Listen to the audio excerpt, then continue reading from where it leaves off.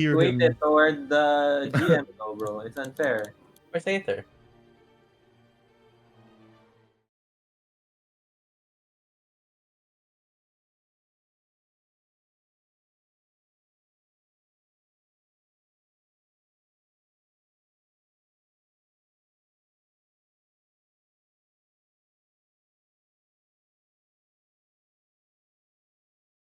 Brother.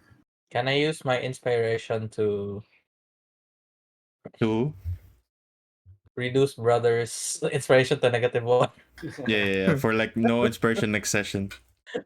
Nah, I just use it to get a disadvantage. On his first roll. All right. So we are back.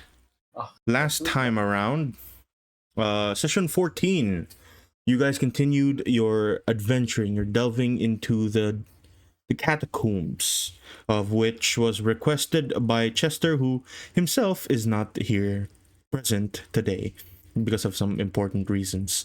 So he will be playing like an NPC pretty much for this entire session.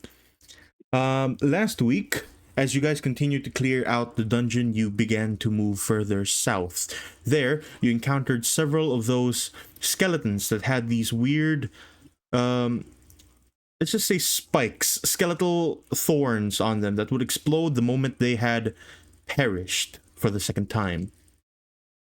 The moment you defeated those creatures and you found an empty room, there, inside that same empty room, there was actually one particularly large chest in the middle of the room, just out in the open.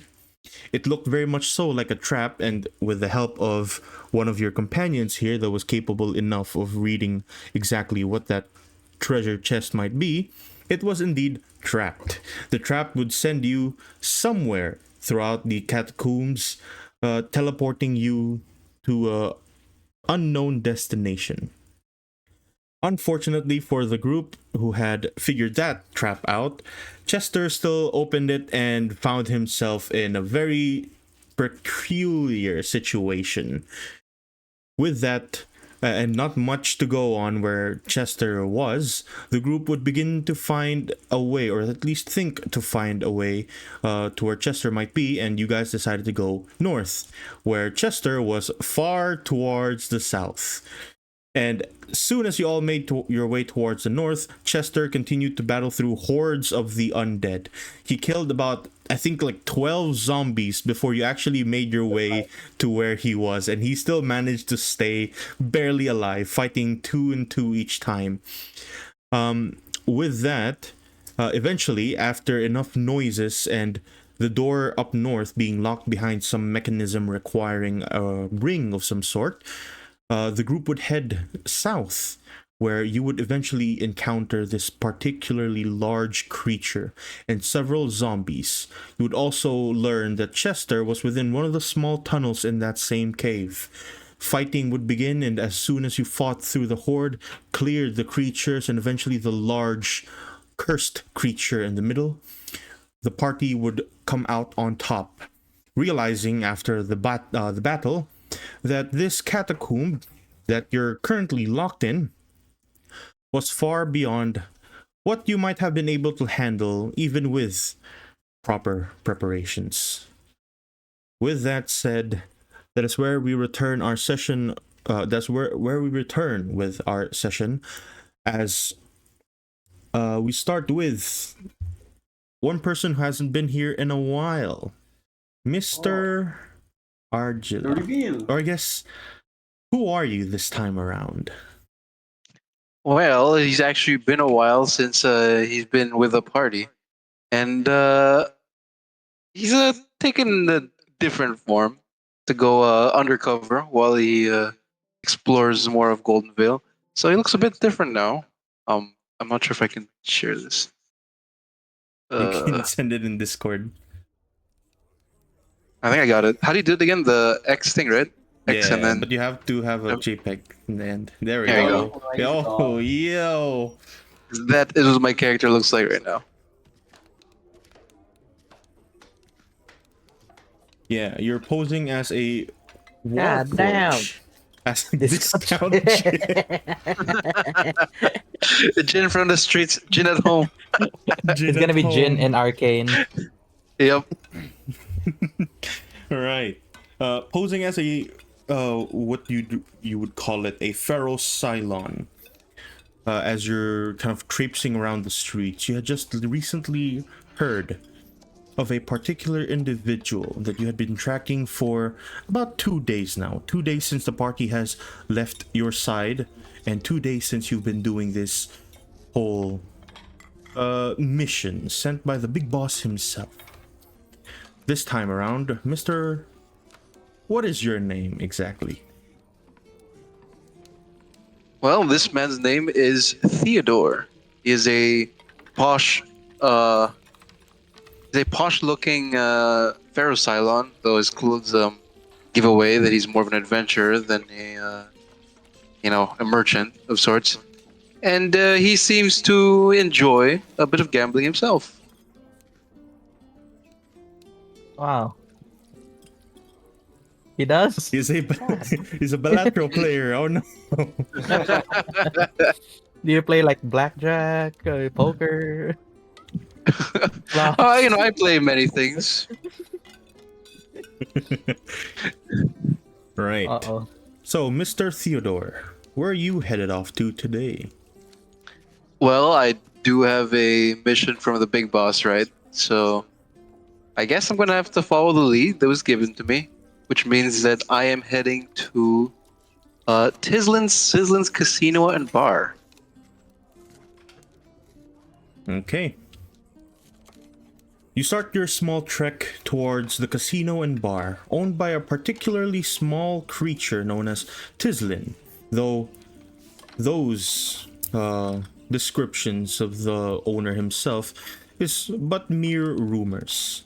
Some whispers here and there.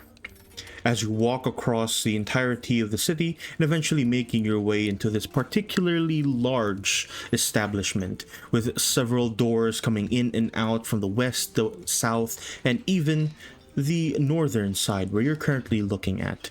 The doors are wide open. Two pretty large Goliath-like folk stand over the building, both bodyguards that seem to eye you up and down. One of them turns quickly towards you. How much coin do you have on you, mister? It depends how much coin you want me to spend in this establishment. Absolutely perfect. Mr. Tislin will accompany you in quite a moment. And they quickly let you through with as much coin as you are currently carrying. Quick question, Cass. It's been a while. How much do I owe the banker again? 500. 500. Okay. So you do have a limit. I have a bit. Yeah. Right. As you're making your way through into this place, you can see a handful of particularly noble-looking folk. Though, by handful, I literally mean you can count them within your hands. There's about at least 4 nobles here. The rest seem to be adventurers that have stayed behind since the eventual warnings that this place would eventually become some kind of war zone in due time. But with that being said, 3 of them there, all standing around what seems to be some small corner in a particularly empty-ish side of the hall. There seems to be something written in the front of the door where they're currently at, and I'm not sure if you can read this, but can you read Ukari? Let me check. Ukari. Yes, I do. And it quite simply says VIPs.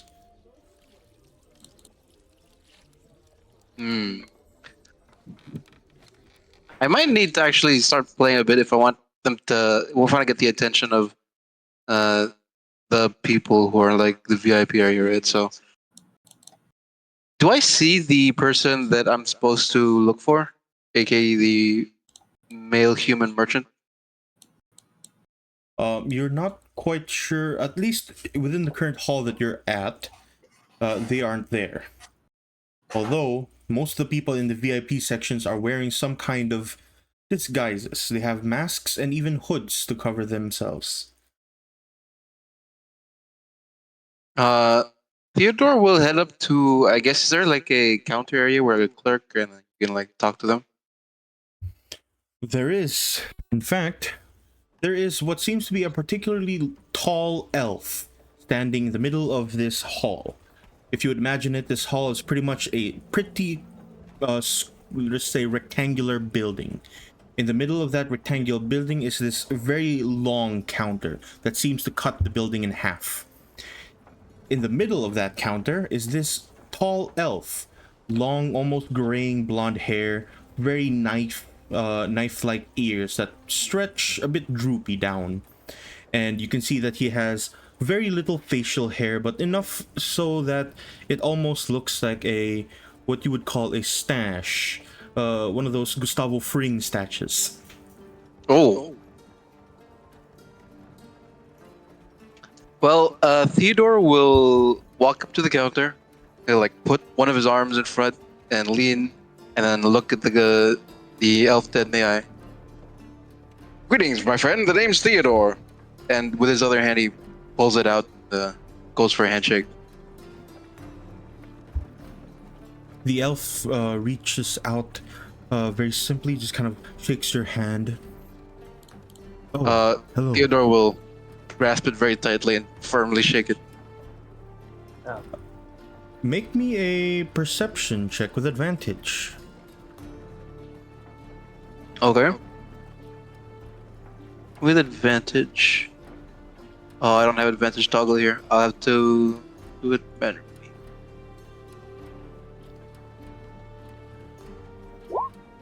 Oh, Hey. okay. With your knowledge, being a shapeshifter yourself, you know that this person in front of you isn't exactly quite what you see him to be. The hands feel a bit too small for how you're actually clasping it in yours.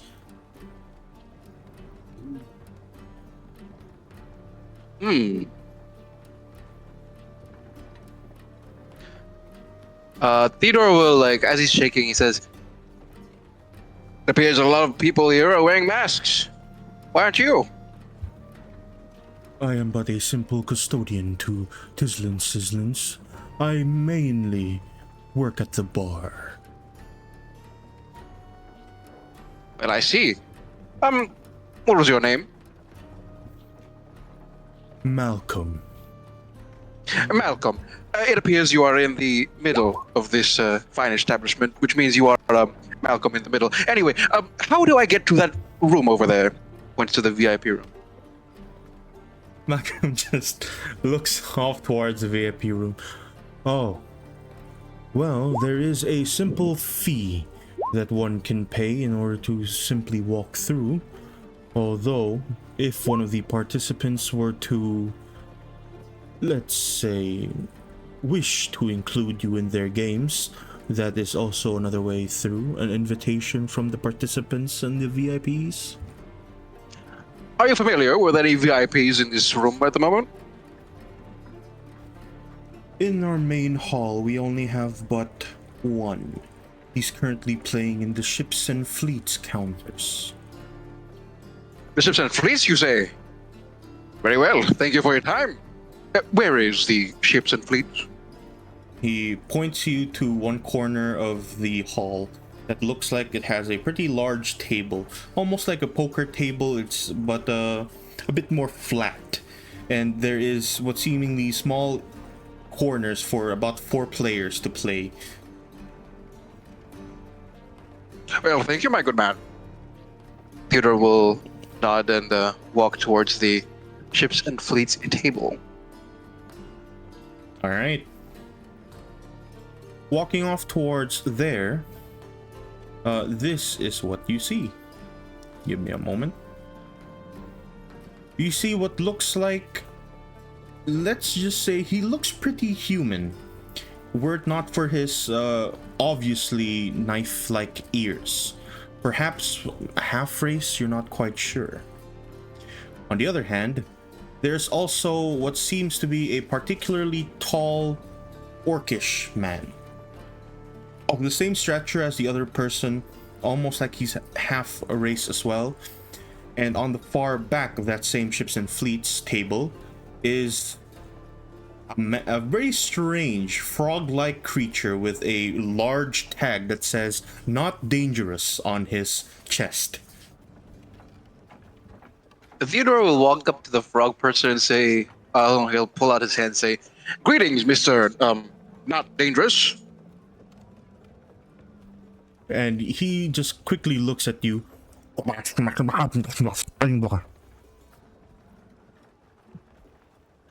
Pardon me, do you speak anything among Varun, Ipsiron, Ikari, Arkash, Arun, Perik, or Skesh? One of the other participants, the human with the knife ears, kind of turns towards you. You speak quite a number of languages for someone who hasn't been around the city. Well, let's just say I'm a well-traveled man. Greetings, the name is Theodore, and you are? He just kind of sighs. The name is Typhel. Typho? Typhil. This is the orc, yes? This is the human. The half-race human. With the pointy ears. Yes. Alright. Theodore will nod and look at the half-orc and say, "And you are?" Rolled. Rolled. And this fine-looking gentleman who here, who is not dangerous? That one. He calls himself a lot of names, but we like to call him Zayo. Well, Zayo. Pleasure to meet you. I pulled out his hand in front of Zayo. And he kind of gives you a handshake, except when you try to remove your hand right after, it sticks to your hand for a bit before he forcibly just kind of plops it right out. Theodore will pat his hand down while smiling. Well, it seems I believe you lack one player for this game at the moment.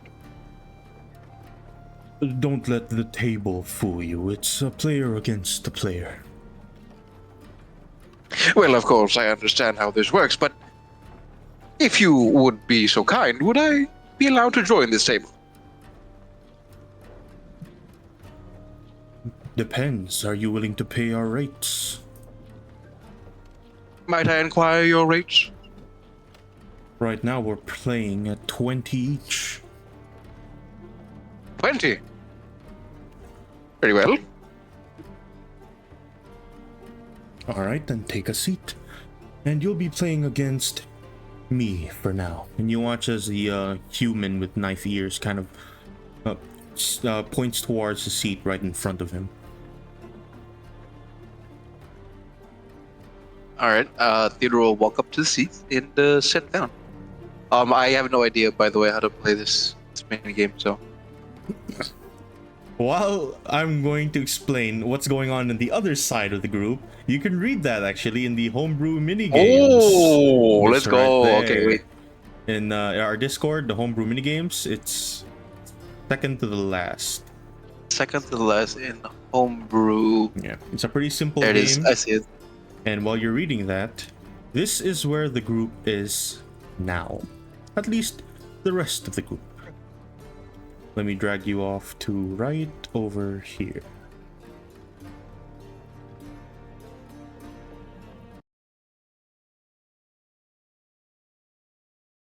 Let me see.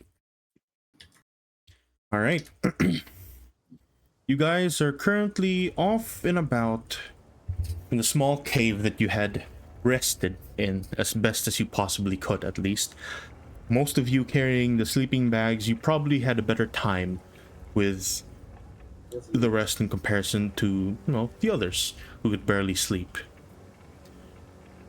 Last time, as you managed to kill the large cursed creature in the middle of this cave, you had found that he had dropped a pretty particularly kind of orange amber ring right behind. That ring, you're not quite sure what it is, but it feels magical to most of you here that can cast magic.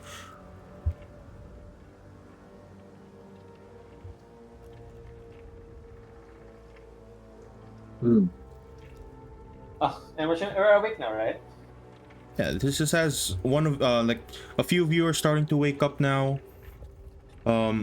You know, Chester is still pretty much like almost dead asleep, but you can't blame him since he did take most of the brunt of the damage last time around. Nah, it was his fault. Anyways, now. Actually, there's writings, right?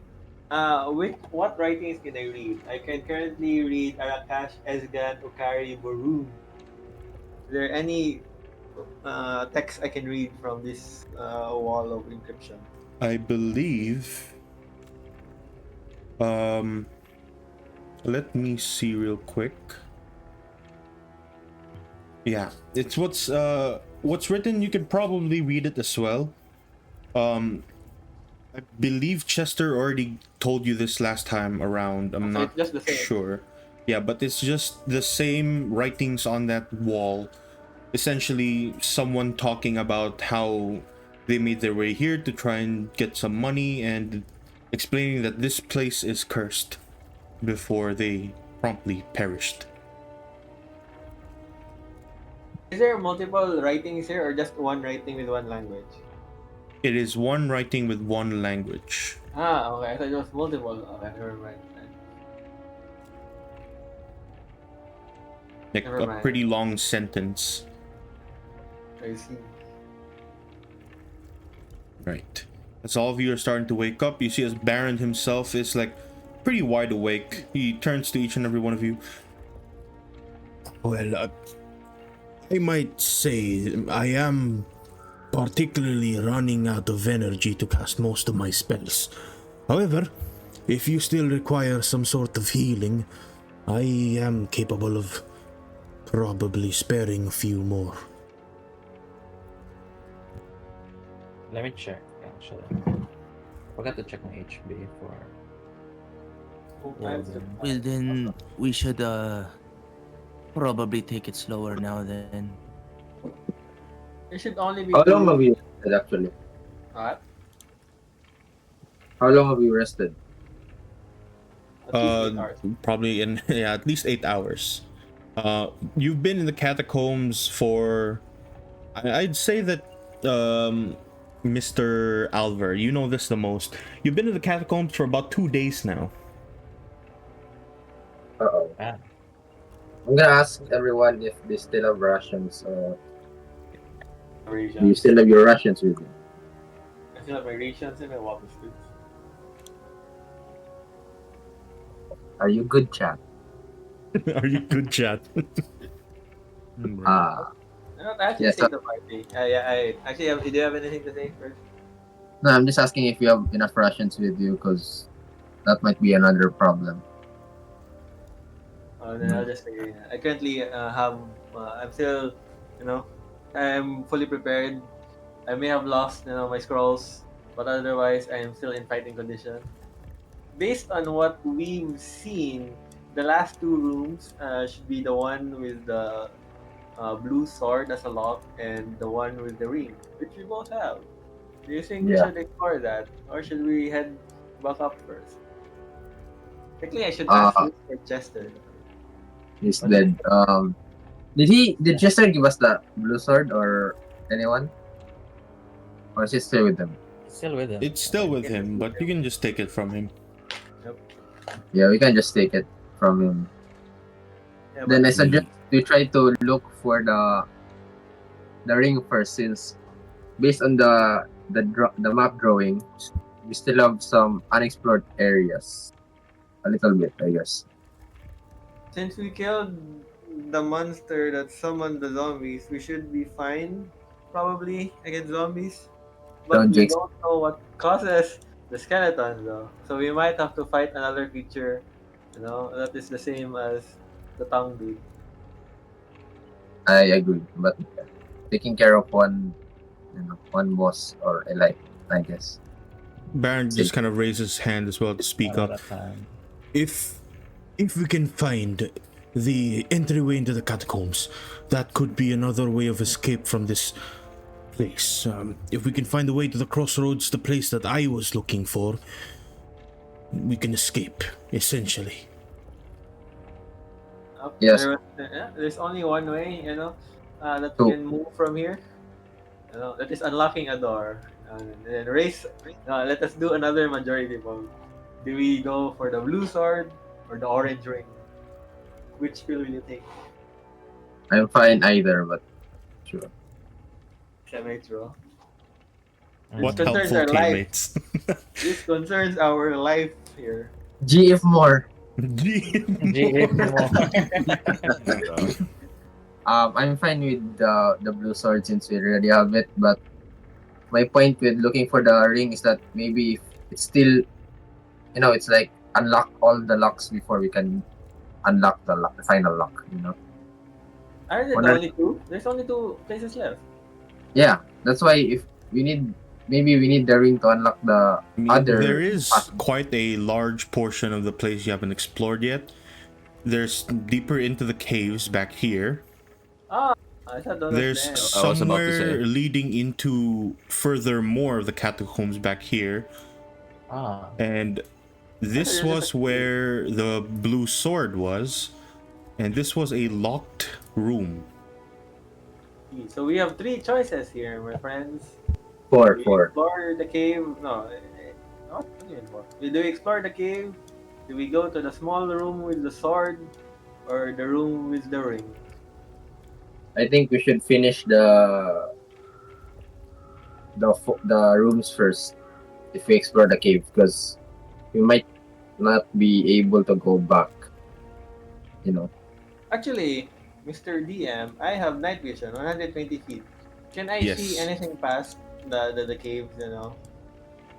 Like, is it just pure yeah. catacombs still? Are there mobs or anything? It is just more of the cave. It leads deeper into the cave. And from where you can see, it kind of goes a bit more narrow the deeper you go there. Okay. And then the other two goes back to the catacombs. Yeah, the other entryways goes to a portion of the catacombs you haven't been to. You It can is see still that the 30 dirt feet and down. grime in that area is a bit cleaner in comparison to the western side. I can see the dirt. It's not 30 feet downwards. This one is almost level. Almost I can- level. Are you Let's thinking? see. Yeah, so these areas back here, I can see it. the newer portions of the cave, these are like level with the rest of the catacombs. Where you came from, it's 30 feet down. So this is like a way up. I'll just relay all of that to the party. Then let us cast our vote. I vote for going into the catacombs, the blue sword. And just to reply, Yeah, Chester will reply that he has the blue sword, might as well. that's two. How about you, Mr. Dwarf, Snake, and Rat?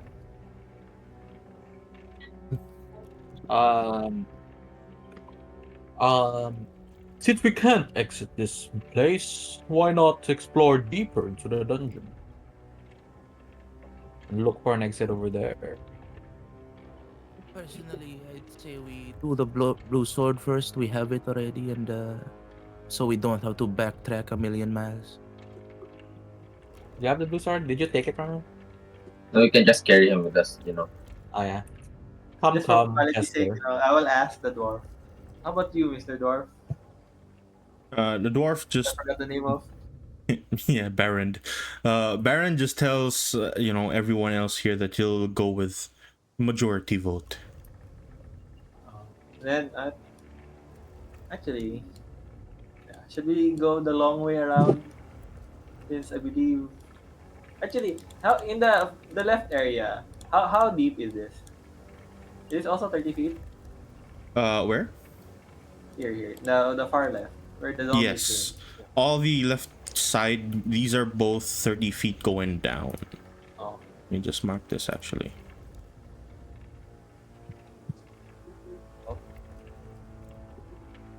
Shall we go from where we came and go to the area with the blue sword?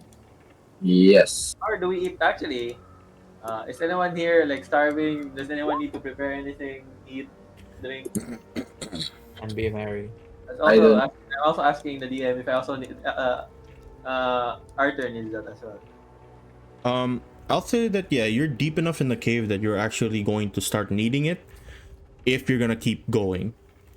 Which right now you don't really have a choice, so you're fine for now, but probably by the end of the session you'll need some rations. How many rations do I have left? Let's head onwards.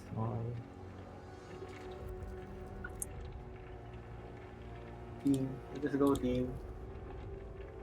I can't. All right. Wait. I'm trying to expand my Repertoire. Domain. Domain. domain expansion. Well, Arthur was here, right? Domain expansion. No. I'm trying to Taco expand Bell my character sheet. aftermath. Hey, yeah. I feel like everything becomes brown. I will get the sword. I'll say to everyone, to just everyone to stand back just in case. Wait, I can't jump down. I'll just walk around. How much time is that taking? No, that's also 30 feet, by the way. That's also 30 feet. Yeah, so yeah? it's taking so you took longer. It's been a while. Alright, everyone, be careful. I will now open this. It just looks like a sword opening, right? Yes, it looked like a pretty large kind of indentation of the sword that currently Chester has. Can I take it from him? Yeah. Okay, Chester, I will be needing that sword. And I will put it on my left hand, and on my right hand, I will draw my reliable longsword just in case. And I will Wow. place it. Okay. I'll put it in. You place it into the indented, the embedded kind of let's say wall there, stone wall. As soon as you do, you hear like mechanisms moving around. You feel the entire earth beneath you begin to move, and the entire wall in front of you just completely opens up. In the middle of that is some kind of creature that has yet to notice you. Its entire head and body is just looking down into the floor. I will slowly move back, whisper to our party. What does it look like? Do I have a clear view? Looks like this. I'm bad with Damn. this. I just, I'll say it looks like this. And I'll show him. Looks like shows him a picture. My fluent tongue, I will Screenshot. explain. Pulls out his phone. What do you guys think? Of course, in a hushed tone. Is this the battle? I'm starting to think this was like some sort of seal. Wait, is he alive or like is he a statue? Something. The That we do creature not is just looking down into the floor. It's standing. You can see that there is this pretty large kind of spear sticking straight through from its back all the way through its chest, pushing it down into the floor like it's locked into the floor there by the spear. While I'm talking to them, can I Wait. peek? Can I check about the entire room? Like, is it different from the rest of the catacombs? Is there like traps? Is there engravings? Anything of the sort? From what you can see right now, make me a perception check, and since you can't see in color, make it with disadvantage. Right? Disadvantage then. Perception. Disadvantage. Unless, do I have advantage in perception? You have inspiration. No. I'd rather not. Nope, I don't. Disadvantage. Should have done it. It looks exactly like the rest of the entire catacomb, seeing as, it's in grayscale for you. No? I'll just say that to the team. Should we fight? It looks like it's minding its own business. What would mundane man do? What would mundane man do? If only mundane man was here. So it's not moving, right? Just like Right stuck in now, place. yeah, it's not moving. So basically, it's like the Dark Souls 3 boss or something. And tutorial. What are those? Oh, You yeah. know, actually, I They were- saw that. You think we can sick him with your dogs? I mean, if you're willing to fight, I can cause traffic. No, I'll look at the TV. No, look, it's embedded, right? The spear is embedded in his chest all the way to the floor, like it's stuck Yeah. there. The spear is Question. making him stuck into the floor. Do based on deduction or something, do we see if he is like, can you assume that he's the one controlling the skeletons? What do I roll for that? Or do I see any similarities with him and the skeletons? You don't see much, but from where you are right now, you can see that he has a sapphire ring, almost identical to the one that the other creature dropped. Except the other one was amber. Wait, Amber's the orange ring, right? Yeah, amber's the orange ring. This guy has a sapphire ring currently on his, let's just say it's on his like index finger. I'm gonna relay the information that it seems that the ring that you're looking for is on this guy.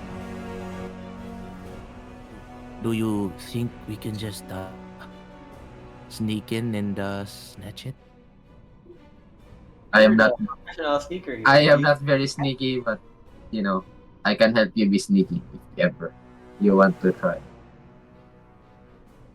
One issue though. What if I like go in and the room behind? I mean, the door behind closes or something. There's a first time for everything. Should we prepare for the worst and all enter? And then we get locked and we all die. What if I just summon Dogs, yep. my wolves and then just chip damage? Do you actually I don't know much about your magics. Albatron, do you have any beast that excels in looting? Maybe we can just take his ring from him and then leave. Like getting stuff? I don't think I have any like that. You have an animal with fingers, digits, What? fingers. Animals? Let me see. Can I even command them to steal though? I think I can only command them to. Pretty sure you Let can me only see. command them some basic stuff like Yeah. attack, move, I don't think I can summon them to steal or They obey any verbal commands. Oh, then get the ring. Give let me ring. while I'm looking for my for a possible creature, you guys discuss, please. Then I'll ask Mr. Baran and Mr. Rat. Aren't like these? Do you feel anything from him? Do I feel anything from him? What's your take? What should we do? I need to pass through Chester. Oh, Chester will Chester was nimbly. in a fervor. That's why he can't talk lore-wise. So I thought I'll take a little peek at the tomb keep. What I see the skeleton. Make me a perception check, just plain. Plain perception. I will let Norv do it. He'll take a little peek outside his hats. Perception. Oh. Ah, yes, it's a skeleton. Ah, yeah, it's a skeleton. Looking at the ring itself, you can clearly see that its entire body is made of, bones at this point. There's no skin left over, which begs to ask why that ring is still tightly locked around its index finger for some reason. Oh, I'm not good at I was wondering as well. Do you need to have flesh in order for the ring to be attached? No, like how would a ring attach to bone Oh. unless the ring was specifically made to fit a bone? Then I don't wear rings. Oh. Can I like? I don't know how to say Wait. this. I check I strength levels, you know. You guys I quickly plan what you're going to do. Right now, we're gonna go back to Mr. What was his name again? I forgot already. Starts with a T. Theodore. There we go. Mr. Theodore. Theodore. Typhil right now is willing to willing to play a game of ships and fleets with you.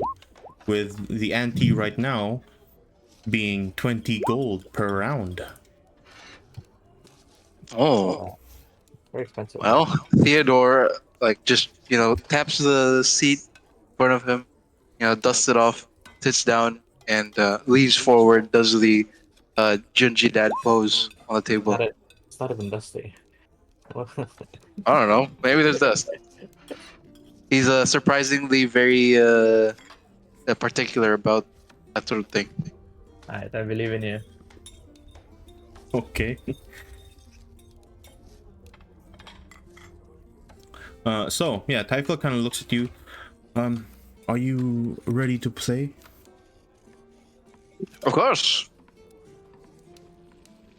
Then you watch as the table in front of you you watch him kind of reach down into the middle of the table, and almost at an instant you see a bunch of dice just pop right out, and slowly they start to roll over in your direction, giving you enough for a full game of ships and fleets. All right. Theodora will intently look at his quote unquote opponent for this game, and he says, "I'm quite familiar with the game, but who goes first?" Well, it doesn't really matter now. Oh, true. And I roll. Can I roll in? Do I roll in GM or public? You can roll publicly if you want. You can show the Okay, rest I'll roll public. how this game is played. Sure. Alright, go. Meanwhile, Learn how to gamble. Mr. Typhil is rolling his dice, and kind of in the back, you see that there is it's elevated slightly where your tables are to make sure that the other player cannot see the dice that you have. And I will be rolling on my end. Now he can explain if the roll is good or not. This You do roll is monologues, okay. Like anime, like, oh, I got this number. I got Okay, this number. I win. You know? I got 3 unique dice. This isn't good. I want to aim for a fleet. You What look at are you talking about? you look at your opponent, and you can see that there's a small smirk in his face. Oh! Impossible! What does that word mean? Maybe he's bluffing. Unless. No. Soon after, you see as Typhil kind of knocks on the table, a signal that he is ready for the next round. Theodore nods and rolls. I'm rolling the 2 and 3. Yes. Before you roll, though, he tosses another 20 gold onto the pot. The pot is currently 40 on his side now. And should be 40 for you. Oh. Well, I did roll, so that's 40 now as well. Yep. Alright. He is going to also roll. So, that will be this. Make me a perception check. Okay. I will say that actually I did say I was looking intently because I wanted to use focus on him. So Yeah. if it's been a minute, then he's my focus now. Oh, yeah, sure. It has been a minute. Okay, so I'm rolling perception.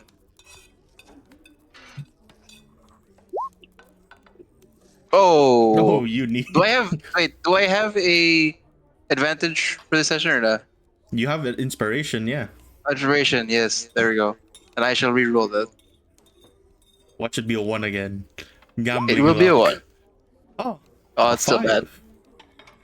He is your focus. Does it add anything to that? No, I mean like for some things it does, but for this in case no, I believe not. On an 8, you can tell that at the very least, he's showing no emotion to the recent roll that he just made. Okay. Then, soon after that, you watch as he knocks the table once more and tosses another 20 gold. The pot is now 60 on his side, should be 60 for yours. Total of 120 gold. So, oh, there's a lot of money. Argilla. Who's Argilla? Theodore will what's this? Reveal his dice and say, I think. Is that good? No, I'm Really, folding. he lost. Oh, he You're folds. He folding? folds. Yes. Yeah. You sink, right? That's the term? Yeah, you sink. So, Damn. well, you sink, you watch as Typhil kind of gives a smirk. Well, I would have won regardless. And you see him take the whole pot. Are you Well willing to played. play again? Yeah, sure. Theodore will Switch POV. Theodore will look again and say, you wouldn't mind the second round? Of course, so long as the ante still remains 20. Of course, of course. Alright. Second round, dice roll towards your side and his. This time, let's see your sets of d6s. As Theodore's rolling, he does make a bit of small talk with what do you call it? With, sorry, I should copy paste these names. With Typhil. Yes. And he says, so I heard that one of you fine gentlemen at this table is a VIP. Let's just say he has VIP connections. One of his friends are currently in the VIP's table back there. Wait, sorry, what did he say?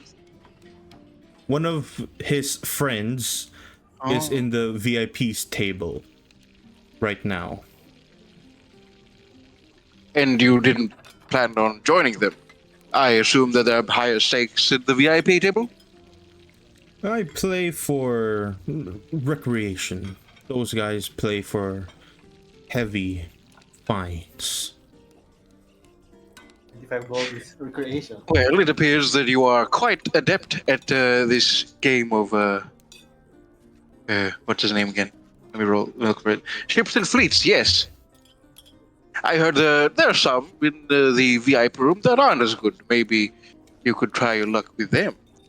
And as I say that, I roll 6. Alright.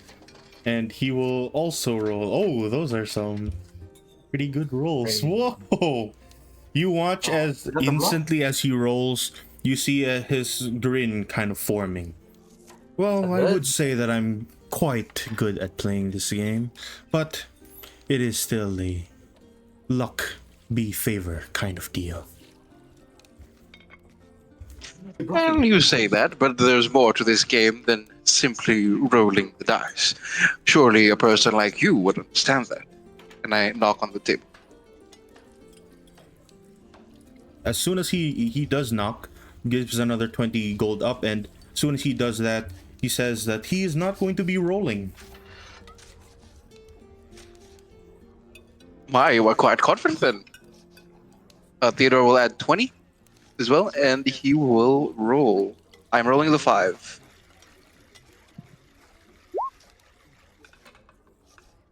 Oh, Theodore will look back and say, as you might know, that these sorts of games are more mind games than, well, simple games of chance. oftentimes that might be the case.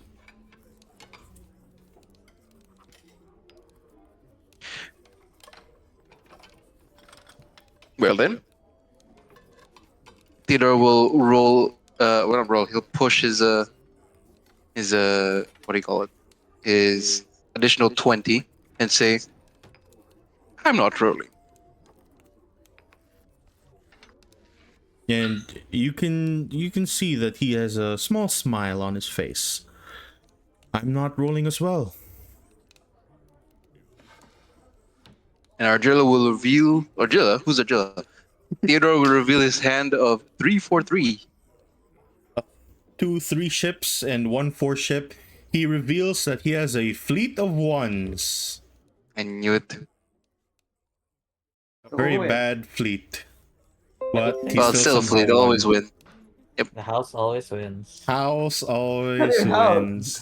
There's one. Oh. There's probably one house. Theodore will look a bit defeated and say, well, as you said, though, it is a game of luck in the end. Ah, well, regardless of that, I feel like I have a need to at least tell you that you would probably be looking for him. He kind of points towards the other two that are currently playing in the same table as you, particularly the Gort, the Frogman. Zayo there is, let's say, a friend of the VIP currently here. They're traveling across from place to place. His friend is a trader of sorts. A sort of merchant, you would say? Merchant is a loose term for what he does, but of a sense. Well, consider me intrigued. Theodore will look towards a Mr. Zayao and see if he's free or not. You can see that he had just finished the game and is now kind of reaching out for the elf to bring him some drinks. Okay. By the way, I have orders, not reorders, but like I know that the big boss has his eyes on like one of the VIPs here. But like, do I know exactly why? Like, does the boss want them dead or? He has not told you exactly why, but he does tell you to figure out exactly what his line of trade is. Figure out what his line of trade is. Okay. Theodore will walk up to Zio and say, Mr. Zio, was it? I've heard from my this fellow, Mr. Typhil, that you are quite well traveled, just like me, and you have a friend in the VIP section.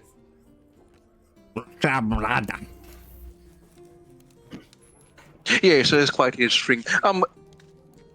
Would you consider bringing me along to this VIP room? I would like to very much share some stories with this fine gentleman. As much as I enjoy gambling, of course, this is, for me, this sort of socializing act is more for the sake of learning and meeting new people, as it is earning money. Mutata.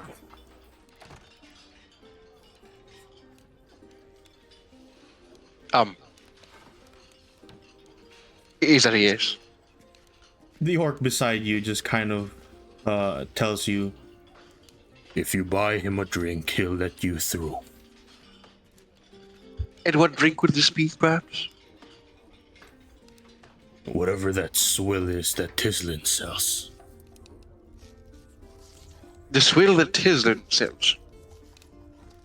Very well.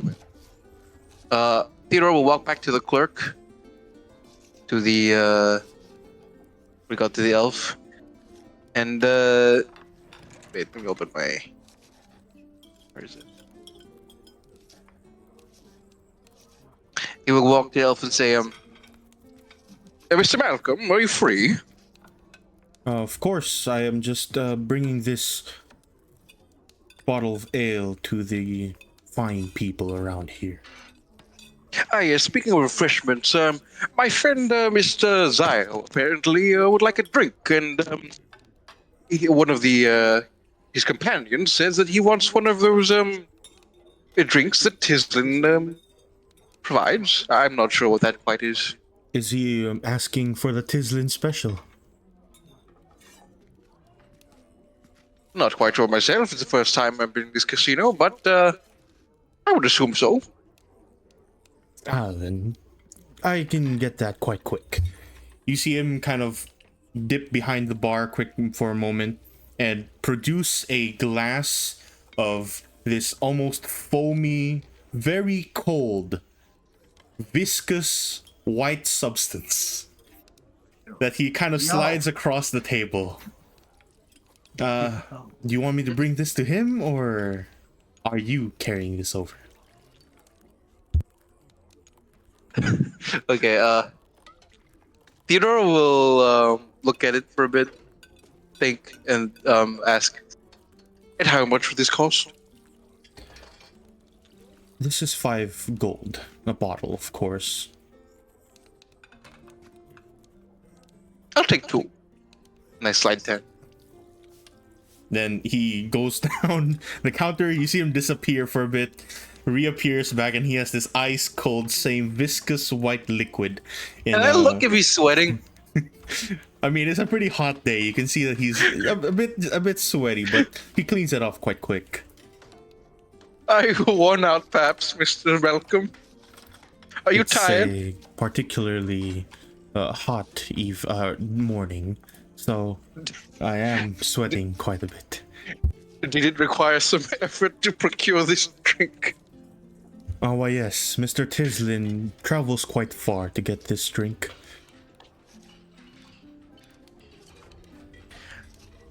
I see. Very well.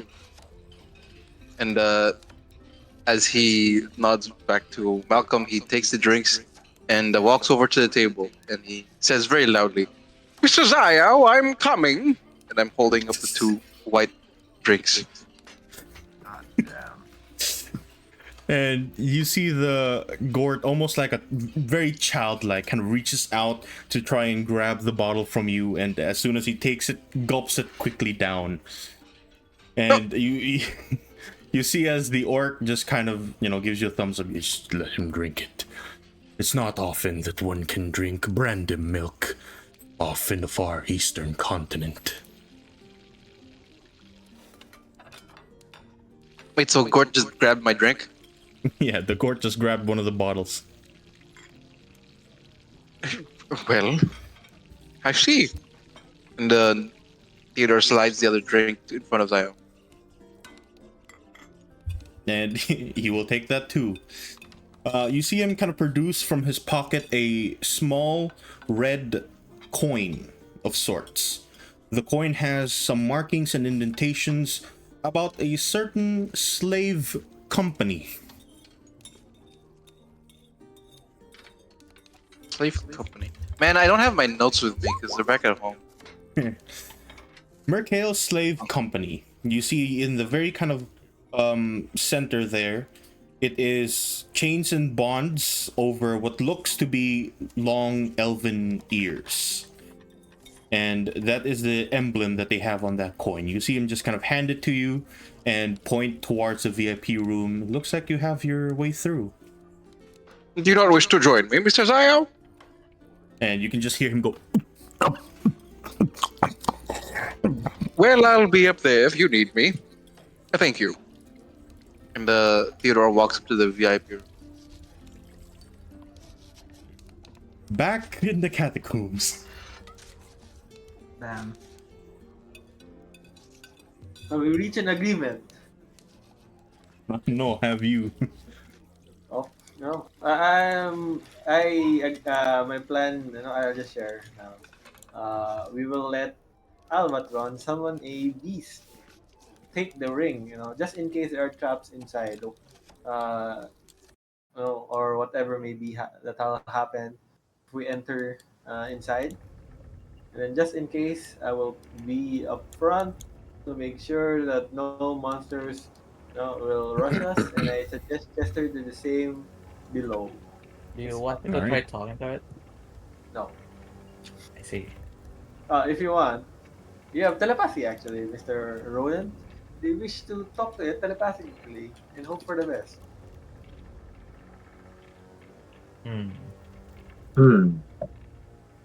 Otherwise, that's my plan. Thoughts? Thoughts. You see Baron just Thoughts? kind of nod. He's ready for whatever's to come. No thoughts? I can try summoning something. Wait, Alright. bandit captain. Is it a human or what? I don't think you can summon that with summon beast or conjure animals. Really? It's a challenge rating too, no? They take the form of a beast. Oh, One yeah. beast of challenge These rating 2 can't or be. lower. I can't. I can't. Can you not just summon a dog, bite off his finger with a ring, and then bring it to us? I can summon a lot of birds instead, you know? Well, you're the expert with summoning, so I put my trust in you. We Sure. I will summon using my my stuff, my conjure animals. I would summon bloodhawks. Oh, Which rating? Don't tell me it's 8 of those again. It's 1/8. No, they're flying. They're fine. There's no traffic. Bloodhawks. Okay. How many are you summoning actually? Because you can still count regardless of, you know, what The it tells max. you there. The That's max. so 1/8, right? Yeah. 1/4 or Wait, lower. Each beast is considered fey. Rating. Let's see. Challenge? The challenge rating of a bloodhawk is, let me see real quick, 1/8.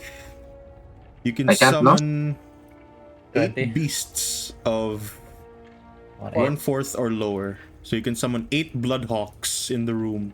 Stronger hawk, then. Do I stronger will- hawk. I will summon 8 bloodhawks. It's a lot of birds. What's a stronger hawk? I don't know. Bloodier hawks. Bloodless hawk. The bloodiest. Where are hawk. you summoning it? Inside the room? Yes, surrounding him or it. I don't know. Okay. They them. Well, Okay, the then. moment you summon it, everyone kindly roll me initiative. Well, Bro, Thanks. this is it. This is it. TPK. This might be it. oh the my end of god. the end of the campaign.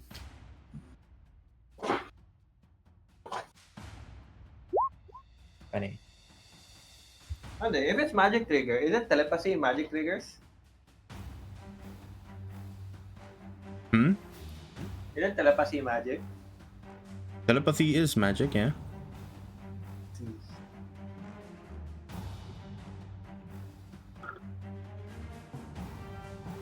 There you go.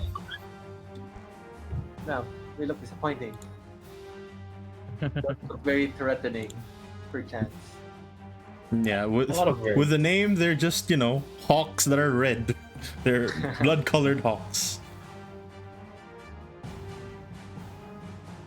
Do we get surprise attack or what? No, right?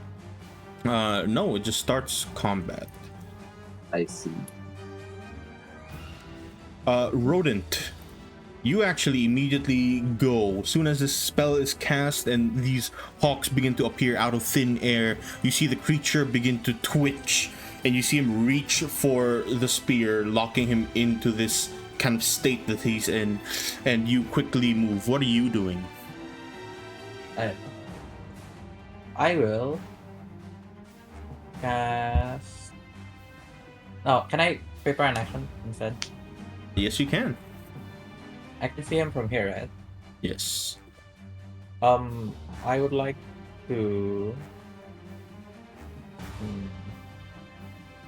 When he tries to attack one of the birds, Oh, sure. I would like to cast a spell. And what spell would that be? Oh, it's 120 feet. Okay. It will be focus ball. I'll check what he does first. Okay. Then you prepare as soon as you see him begin to move, and very quickly you watch him take out that spear, locking him down. Just remove it straight from his body. You can see bones shatter and fly out. in every direction and then quickly just reform around his body. And sooner more than later, this room isn't very high, by the way. I didn't. None of going you down. actually. None of you actually looked at the room's height. So this place is the height of the room is about 10 feet up. So they're not very far ahead. I see. These I birds. can be a giant there. I think I can be normal. How And big are giants? very quickly, let me see. Giant. No, large. What does it mean to be large? You see as the creature begins to reach out to the birds, immediately using that spear that he has now in hand, swinging it across, trying to hit any of the birds across from him. He reaches for one, and then quickly Holy sh- scratches for another. I'm cooked, chat. Both of those birds instantly disappear as you watch him turn quickly around the room Something and is now very angry looking. Alright, he attacked one of the birds. I would like to cast Focus Bulb. Let's see it. Oh, no. Oh, Cast very well. this spell description. Oh, that's a 4 hit. A 4 does not hit, not even close. You cast your spell and you watch it hit absolutely nothing. It doesn't even go inside the room. You barely hit damn. the wall by here, many the birds. hallway. There's too many birds. And by the way, soon as he finishes swinging, those birds immediately start attacking him, just kind of ganging up on him. Which case, they will reach down, all of them trying to beak this guy apart. A few of them are going to move past here. And they will be flanking, except for 2. That's 1, 1. 2, Okay, 3, there. Wow. What are 4, those? 1, 2, Oh my 3, God. 4, 5, By the way, 5, and 6. we have pack tactics. Yep. Advantage. Only 5 plus 2 2. of those. So this is a 20 and a 19, a 5 and a 22, a 9 and a 21. So 3 of those at least hit. Wait, what's tactics? Is it advantage or plus 2? Advantage. Pack tactic gives them advantage. Oh. So all of them hits since it's 20, 22, and 21. Yep, these ones hit. I have to roll for 2 more. Damn, 2 bro. more for I'm gonna, the 2 attacks. will just actually just let someone and let Cass do the rolls. Yeah. Yeah. Yes, we Guaranteed that- summoner, bro. 1 An and actual summoner, you actually do 2. nothing. Oh! Wow. And a crit. And lastly, if I remember correctly, this... Oh, no, I messed that up. 1 is actually not a crit. So that crit is only a 6. So that's only a 6 damage. I crit in the damage, though. And these ones are just regular rolls without advantage. I think the reason On does 8 or Albatron does 8 is because to make the DM's life more annoying. Yes. I have It's to my roll first all this. Being summoner, bro. Trust. So how much damage is that total? That's 6. That's 10, 5, 3, 6, and a 4. 28 damage total.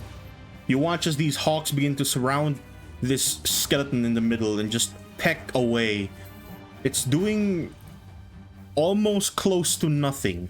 You watch as it's biting through, like all of them like rushing down to beak apart this creature. It's doing absolutely nothing to it. Well, I relay the information. I don't think I'm damaging him, Okay. guys. Can I reply? Yes, you can. Try to get his ring. What I'll say. Maybe that will help. I see. I can't command anymore. It's on my turn still. Arthur, You have to We're wait up. for 6 more seconds. Alright. Can I be under him? Or it's No, you cannot. 10 feet, right?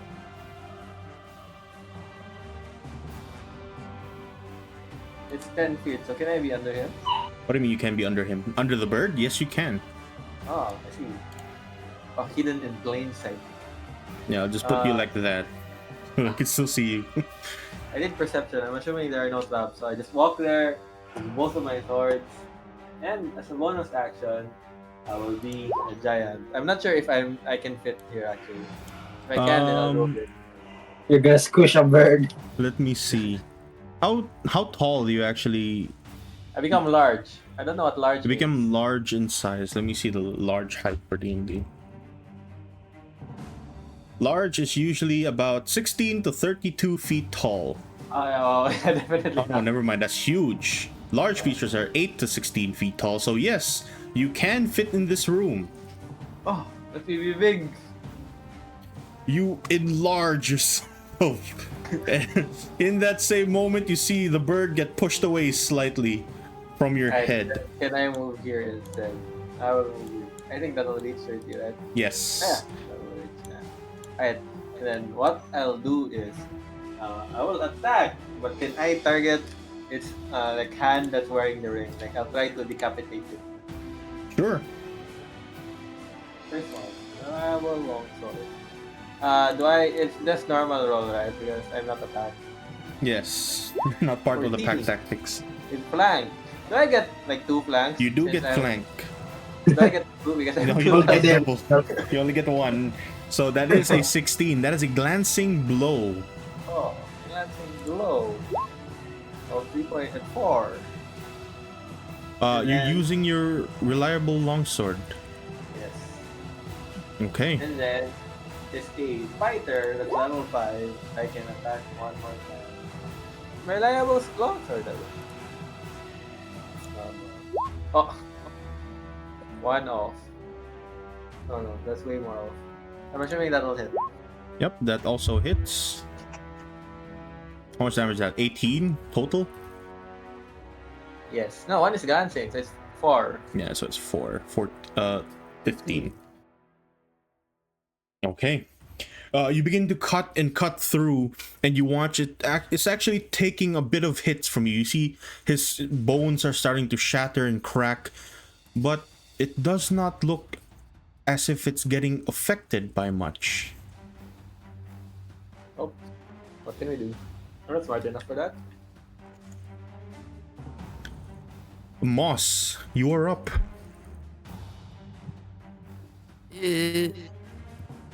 I'll just make sure dwarf guy doesn't overwork himself. Have fun with that fight. Like Yes. chat. Pulls his bow out and just aims down that door. I used this one. Even in the last session, he only shot her once. Oh, I'm gonna shoot the second time, but on you. Alvar, your go. I would command I try to command the birds to target the one with the hand with the ring. The hand with the finger. Yeah. The hand finger with the ring. with the ring. Yeah, to most likely hit target, peck the ring so that Pick it the will ring fall off, down. yeah. Alright. Yeah. Then in the meantime, I would summon Bear's Spirit Totem. Bear Spirit. Okay, you have a token for that once again, so you can just drag and drop that onto the screen. Spirit. Yeah. Wow. Huge. That's crazy. Wait, I You can. put that to the back. Everyone gets a plus 10 HP. An advantage on strength checks and strength saving throws. Oh, I'm targeting Uh, this, pretty good. Okay. You cast your totem, and immediately as it kind of appears right in the middle of that small room that this creature's in, rodent, you watch as that creature somehow, through this kind of darkness of the dark vision that you have, you're barely seeing it, but you can see his bones, the cracked parts of his bones, start to almost regenerate. That's unfair.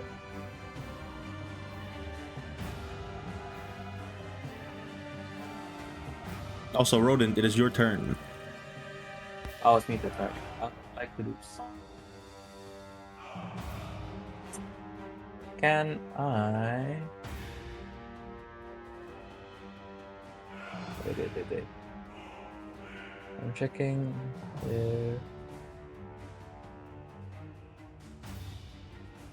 It can. I would like to.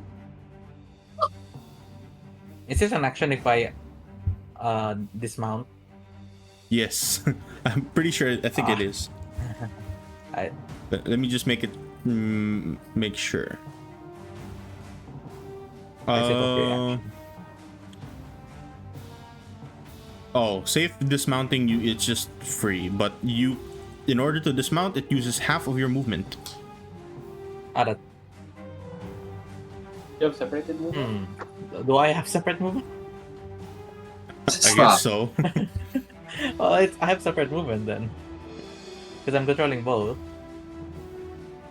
Yeah, but the one moving out is the rat, no? Yeah, alright. So I'm going here. I will dismount here.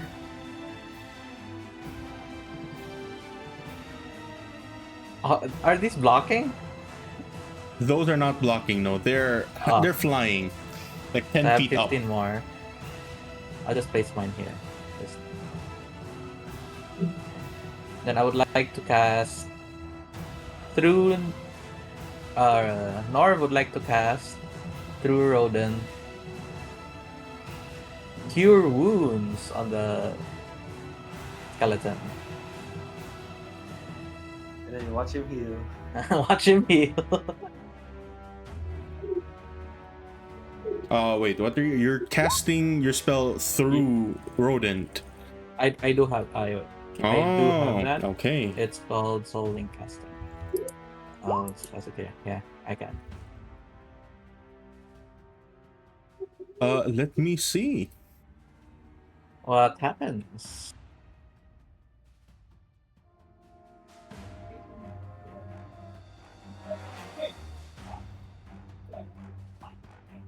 What's your spell save DC?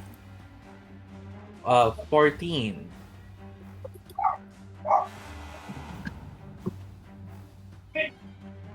That would be a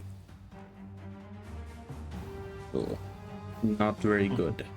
You watch as you start casting your spell, the creature, wow, very likely just kind of stands there for a moment. Your spell goes through, but it does not seem to do much to it. It went through. Do I see him got damage for that? It would have, but looks like he is standing quite firm. He saved his wisdom saving throw. Oh, okay. But I felt it have an effect. Yes, you can see that it was going to do something. Something is stopping him from. I will not reveal that further. No spoiler. Oh. Right. I Soon after you start casting your spell, you're in this small room with this giant right beside it. You see him immediately turn towards you. And very quickly you watch him start racing down his spear towards your chest. What? On Nor? No, this is on the giant, Arthur. Oh, Arthur. Thank God. Oh, 20. I believe that hits. Right. As soon as it hits, kindly roll me a Constitution saving throw. DC 14. Do I have advantage? No, I do not. Submit. Oh, easy. Wah. God damn. Damn, that's a big roll. You manage to save. You take 12 points of necrotic.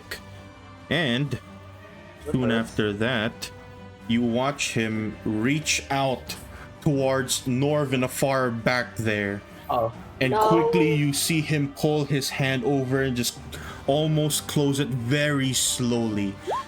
Kindly make me a DC 15 Constitution saving throw.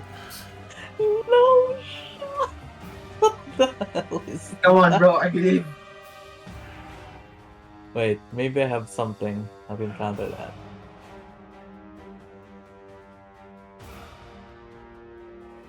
I don't know Um, why it's auto rolling. That's not supposed to be there. It's only deck saves. Why isn't Baran and Chester doing anything? Jester is staying out. Baron is waiting until someone needs help healing. DC 15. Oh, I see. His initiative isn't showing there, but his initiative is actually 10, so it's above Moss. Perfect. Oh, you pass. Oh. You take half of 35 there. And it still hurts. God damn. This is where we die, team. That's 18 points of damage on North. This is not on Mr. Yep. Rodent. This is straight on the rat. Can I have 17 because it's crit? You know what? Sure. Yay. 17 points of necrotic damage. And I am barely breathing. I don't know where you're gonna die again, man. Is that his turn end? Yep, that is his turn ending. I would like to try if the stone one would work on me. Oh, Man, Arm function. It worked on the zombie. I have no idea. It probably won't work on an undead.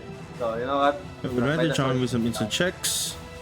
In addition, when your creature ends its turn within 30 feet, No idea make a if wisdom charm- saving throw. What's your wisdom thing? The wisdom is currently 1.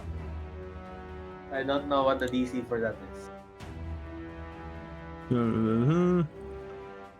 It should say it's usually like 8 plus your modifier on the class itself. Which is, I think it should be a wisdom here. I'm 8. My proficiency bonus is 3. My wisdom is 1. 8 plus 3 plus 1. So what's that? 12? Yes. So your DC should be 12 for this. Against a wisdom save, 18.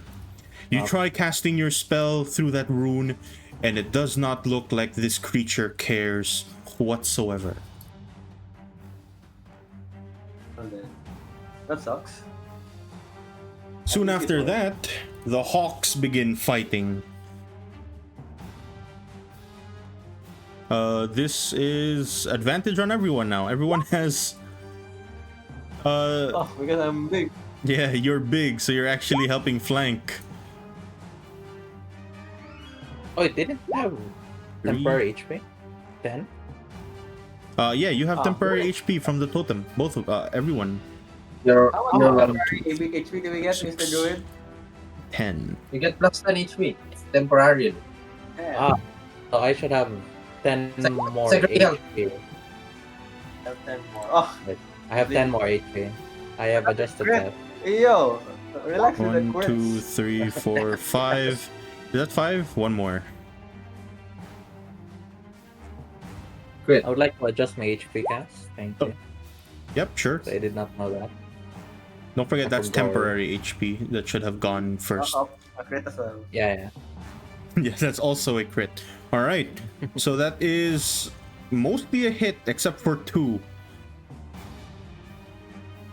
These here. And this. That is 9, 5, 3, 6. 23 damage. That does not look like it's doing much to it. What's the ring progression? Yeah, you see your hawks begin to fly around. They're all kind of reaching down towards the ring, trying to peck it away. But you can notice one thing as they try. A few of them actually manage to kind of reach their beak around towards the ring.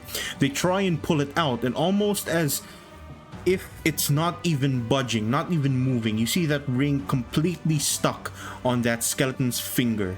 It's not moving whatsoever. Well, I see. one way we can remove it. Yep. Indeed. Only Arthur, you were up. Oh. It's a fighter. I can only hit them with my sword. Oh, no. Oh, yeah. That's that. It will hit, right? Oh, feels good. And then, as a fighter, I can hit it again.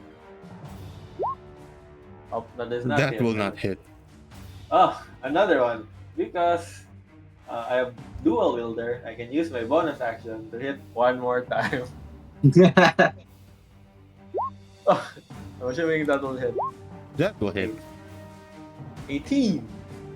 Your blows are managing to make their way through, cutting past most of his pretty decayed armor that he's wearing right there. And you watch his bones begin to crush and crack, but almost quickly, at the same time, begin to regenerate. Then I will shout, he's healing. Do we have... Is there like anti-heal? Does anti-heal exist? That is... Would I know what heal, like what causing it to regenerate?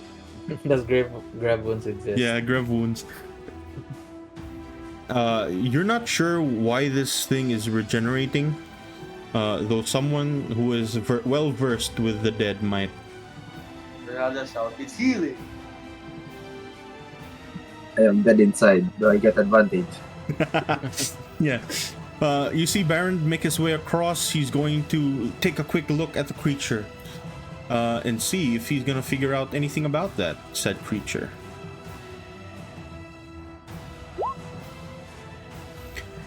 You see him take a quick look, turn towards you, Arthur. He's bound to the room. So long as he's inside the room, he's going to keep healing. I see. Interesting. Moss, How do you know you're that? up. Pee-pee. Moss will position himself by the doorway now that there's more bodies to hit aside from Moss. He'll aim down and try to aim for this guy's ring finger. Okay. Are you sure the ring is in the ring finger? Yeah, I'm sure the ring is in the ring Index finger. Okay. I meant the finger with the ring on it. That's the song. Alright. Time to whiff for the millionth time. I love Oh. this game. Wow, you did whiff. Arrow first of all. flies off across. You see a bird like almost get hit by that arrow, and it just hits the back corner of that room. I'm so good at my job. It's a canon My event. turn. It's a canon event. Alver. I'm gonna relay the information to Arthur that targeting or trying to remove the ring is not working, and I'm assuming he heard what the dwarf said, right? That Yeah, as Baron long as it's about the Baron room. did shout to everyone. You bring him out. Then I would suggest to move the birds out. Their movement. Say, can I shout during that time as well? Yeah. Boss, help me move him. I don't know how. but Yeah, that's I'm gonna ask the birds to move out, like out of the room, like probably here, just to still gang up on him. But before me moving, I'm trying to move him out as well using move Earth. Thornweb. Wow. Can I even reach? I don't think you can reach with that. I'm not sure Right. how long Thornwhip is. 30 feet. Oh, I can. Oh, That's crazy. yeah. I will try thorn whipping him. Okay. Or it. I don't know. The Tomb Keeper. Can you spam that? not conjure animals. Yeah, it's a cantrip. Yeah, you have to make a melee spell attack for you to actually try and hit. So Uh-oh. go ahead. Uh-oh. Wait. Yeah. Did it roll? No, you did. I am bad cat. 12 will not hit. You watch as you have inspiration if you want to use it, but if you're gonna keep that, then it's not going to hit. I just commanded the birds to move out as well, so you know. All right. Then you cast your spell. You see that whip-like vine appear from your hand, like mechanical bolts almost, fly off towards the creature, and the Tomb Keeper just quickly dodges out of the way. Then I move out. The moth Can didn't move. Yeah, All right. it didn't. Rodent, you are up. I am seriously injured. And then, well, there's nothing we can do. I would like to. Wait, is the skeleton like embedded Not in the anymore. ground? Yeah, he Not anymore. here in his heart, and then using it right now. Right. You can do the thing, bro. The thing. You know the thing. Yes, I would like to. Nether swap. Oh, sorry. Oh wait. I'm trying to.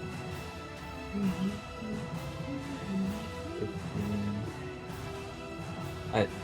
A Snorv is mounting an action. Mounting. Let me see. Mounting, I'm not sure if it is.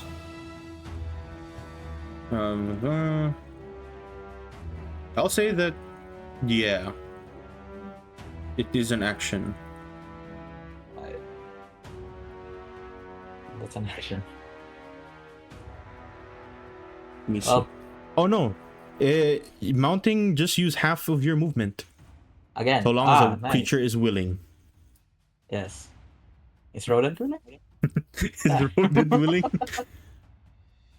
Alright. I would like to mount. Nor will mount rodent. Huh? You? But Rodent has no will though. And How can he then be willing if he has no will?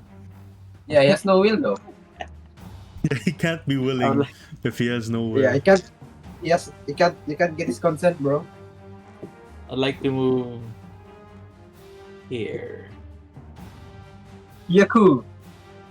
Then I would like to hit Yaku. punch. You're the least in him, bro. Wait. I do have. We did a long rest, so my edict should be back up. Edict! Strong punch! An illusion pops out of his body. That's a 15 hit. 15 does not hit. Oh god, you're trash. I would like to inspiration that. Flanking? Oh yeah, flanking. Oh 7. yeah. Oh wait, no. Who are you flanking with? The bird? The birds are 10 feet up. They're not currently in melee range. Ah. Wait, does it have to be melee? Ah. Them. Ah. Wait. Can I wait? Let me read again. Yeah, you can move. So technically, never mind. Only Wulong can flank. Okay. Can I be here? Can I retcon and be here instead? So Yes. Flanking will work. Alright. Yes, that will work. 17. 17 hits. Hell yeah. Swing, big punch right across this creature. And that's another 3d6. Because that's just some 20 big damage. hit. It'll heal though. So Yeah, Alright. it's a big hit, and you can see that it instantly cracks the bones apart. But you also see him instantly begin to heal immediately to right after. Crusher. Piku! He goes here. Whoa! You're actually moving him. opportunity of attack. You cannot. A displacement from another creature, you can't Yeah. do an opportunity of attack. Force movement doesn't work. I guess it is a bit Toby. Can I Alright. move up and then follow up attack with extra attack? Yes, you have extra attack now, right? Resonating strike! Wait, I'm playing Lisa. Look at this. Oh, it's a crit! Luck All be your landlord, bad luck, taking huh? all my bad luck. So Oh, it's 6 plus 8. Oh, it's already a crit. so what's that? 14? 14 damage. It's Oh, big. That's still pretty massive, though. A You're... crusher, it's once per turn only. Eventually, I'll move him. Piku! Right. With that, anything else you'd like to do? No. Okay. Turns out I'm gonna do. Then you One, watch as the creature two, begins to three. heal 3 turns. almost half of what you've done to him quite recently. Almost half. Ah, so major. Ah, okay. Alright. And as soon as he gets back up, you watch as he begins to swing around that spear again. And this time, it's on some of the birds and some on you. Oh. 1, 2. One is for the bird. That instantly kills a bird there. And the second one is on you, a 23. Wow. Yeah, give me the 23. It's Wait, 8. how- Make a damage. DC 14 Constitution saving throw. Minus Wait, 8. the bird is dead even though with 10 HP? What? Minus 2. It's plus Blood. 10, right? Even Because it though- has a spirit totem. All right, it has plus 10. Ah, so I still have 2 It's temporary alive. HP. Nice. Yes, it's barely So- alive. There you go. Barely breathing. Then that is DC 14.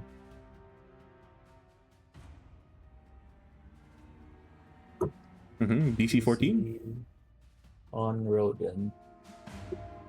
Constitution. Saving throw? Is saving throw the same as? It's a saving throw. the- Yes. Saving throw the same as check? No, No. those are skill checks. Skill checks are different. How do we check rodents? Not all this roll R1D20. Plus modifier? Yes, plus modifier. Ah yes. Yes. You have inspiration? Then, Already. Used it. I still have actually. wait, you didn't use it? I didn't use it because I All moved right. here to plan. It's fine, right? It's just maximum health. Just leave it off after. Oh yeah. I'm really damaged either way. Alright, that's it. I Okay. will take note of that. You have -8 of your maximum health from rodent. Is slowly This is- whittling away. Damn. Then,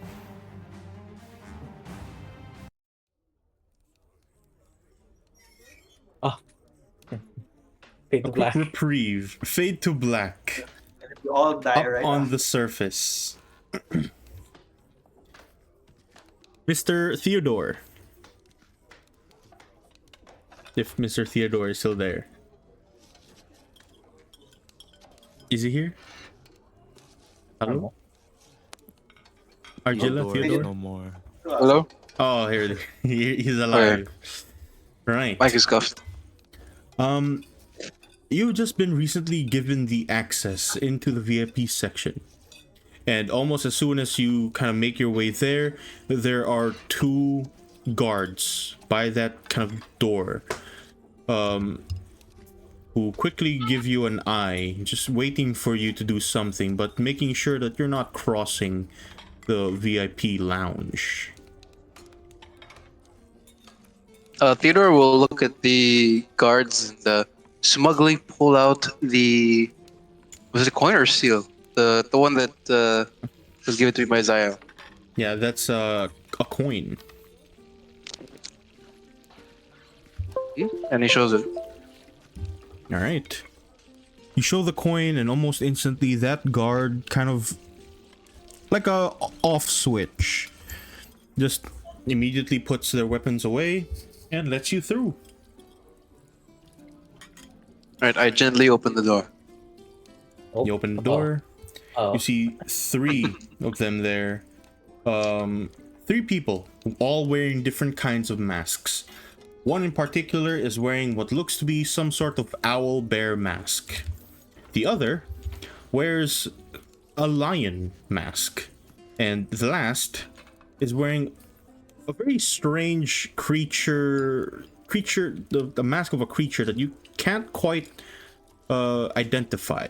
It's not a very common creature, but for the most part it has pretty long horns and very kind of wide eyes. Long horns, white eyes. Alright, can I tell if like the race of any of the 3 individuals with their masks on? Or their genders, maybe? From where you're looking there, you can tell that at least one of them is definitely not human. The other 2 both are of the same build as each other. One is particularly taller than the other one. Both seem to be human.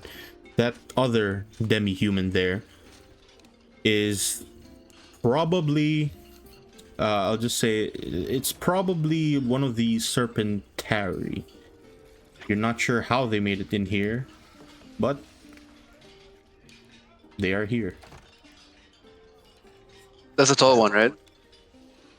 Yeah, that's a taller one. Serpentary is the snake people, right? Like moss? Yeah, like moss. Okay.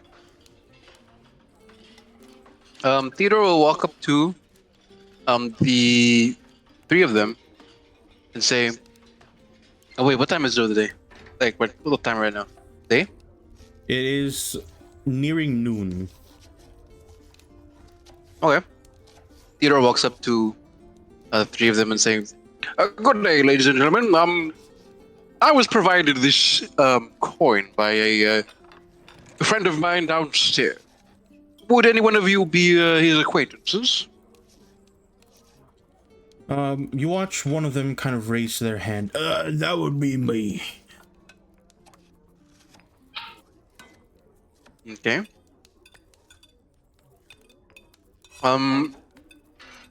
This is I'm guessing the human-looking one, the shorter one. Yeah, that is that is a shorter human-looking one. From where you can tell, he does fit the bill of the descriptions given to you. Theodore will walk up and say, yes, hello, greetings, my name is Theodore, and you are?" And I pull out my hand. He reaches out. Not often do I get to meet a Pharaoh Cylon. My name is Mikhail. Mikhail. So you are the, I would say the CEO of the fine company that Mr. Zaya was part of. In shapes and sizes, the same sort of thing. And I assume that your company does exactly what, as it is named? Well, it depends who's asking. Well, I am a well-traveled adventurer who's gone far and wide. Rest assured, I am not part of any sort of government body. You say that, and almost all of them begin to raise a brow. None of us asked about their affiliation. Well, I'm just trying to, cover my bases, making sure none of you are wary of me. I understand that some topics are a bit sensitive. So what are you in here for? Are you just here to fanboy? Well, more so to meet new acquaintances. I make it a point to meet as many people as I can whenever I reach a new city, and I like to go to all sorts of places, whether it be through the slums or maybe the higher up areas in the more well-off districts, where I can at least afford a bit of that. So here I am, and I would like to know every single one of you. That would be fine. As you can see here, machine, all of us are currently busy playing. And on their table, very simple game of 38 crowns. It's the poker of this world. Oh, nice. It's bilateral. Play poker. It's bilateral. Well, would you mind if I at least spectated this match? If you're not in here to play, then might be best to wait outside until business is finished. How much would be to play one of these games? Too much for your pockets. Well, then how am I meant to participate? 100. 100, you say? I mean, it doesn't matter how much. What do you call it? Mr. Theodore would like to look around, see if there are other games aside from 38 crowns. In this room, there is once again a small area for ships and fleets. There is the 38 crowns table that you're currently at, and what looks to be dragon chest there in the corner. Is there exec? There is exit there, but it looks very old and unused. Just bad. Feels bad. Oh, what do you call it? Theodore will look at the others and say, well, I personally am not very familiar with 38 crowns, but I do know quite a bit of ships and fleets, if anyone of you are willing to join me. You know what? I've been feeling a bit of luck on my side recently. You watch him kind of put down his cards and fold. How about let's play a game of Baker's Dozen? Ooh. Oh, 13. That's 13, bro. Baker does. See. I am looking for the tutorial right now. Tutorial. Let me just send it in our general chat here. I can see It's it. a very simple game. Do we fade to black? Or do we... Fade to black. I think we could just Very it's well. very simple. I can play a game. That's blackjack. All right. You watch as Mikhail kind of stands up, heads over to that corner of the table. You see that they already have like drinks prepared, so they're already like just bringing it them by themselves. He hands you a small mug of whatever this drink is. Can Argilla like try Argilla? Well, I guess it's Argilla doing it. He'd like to maybe smell it or look at it, know if there's any poisons in it that he can recognize, based on the texture and whatnot. Go ahead and make me a survival check. Oh, I am very bad at this. Goodbye. Yep. No discernible smells. Any like texture differences with this water or anything like that. It just seems like some, cheap ale. Right.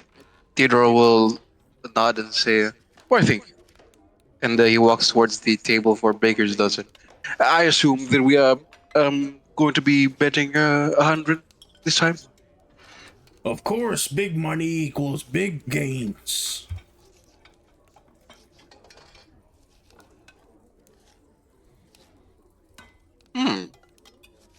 Are you familiar with the way that transactions are made in the underbelly of Goldenvale? Why, of course, it's a very simple exchange of things down there. Yes, and I would like to propose that instead of me giving my, well, to be honest, not very deep pockets, I would instead regale to you some tales that I have had throughout the realm of Vaedanys, as seeing as I am well traveled. And of course, I could give you some sort of information that you might need in Goldenvale. Or, well, maybe even in the Western continent. I've been there for quite a while myself. Well then, let me ask something before we go into this deal of ours. Have you had any contact with one particular person within this fine town, this city of ours, by the name of the banker? The banker? I've heard him in hushed tones, but, well, I would rather not meet him personally, for being honest. So, but I that do is to know say that we're... you have no connections Yes. with the banker. Well, I, Theodore, do not. Do you have anyone who might be in contact with the banker? See, I have some transactions that he might like to keep in touch with. Well, if you... I actually might know someone.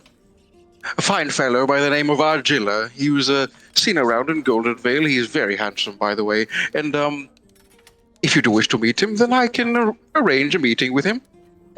Sooner or later. Whenever you wish. Well, now I must ask then, what else do you have to give me in particular with, information, seeing as you've just spilled it outright, the things that I needed? Well, I said that I have a person that I can, provide contact with, but I did not guarantee that he would be available. I did not guarantee that he would have the sort of power that you need to establish a connection with a banker. This is still very much up in the air. So I believe that I still have quite a few cards left unrevealed, as it were. Whoever must have made you must have been real smart. You watch him just kind of slide off that beer towards you. Thank you. And he just drinks it. Say, real Sorry, quick question. yes? Never seen your kind to drink and eat quite often. I was told they never really needed to. Well, it's a formality, you see. When you go around to different places, they expect you to do all sorts of things and customs. And of course, as knowing as you are someone who likes to go around, I am not sure what sort of culture you bring to this establishment. And I do not, of course, wish to offend. You are, of course, a esteemed patron of this casino, and even though I do not own it, I believe that every person in this establishment should be treated with the utmost respect. And that includes you. Make me a persuasion check with advantage. Okay. Damn, even I was persuaded.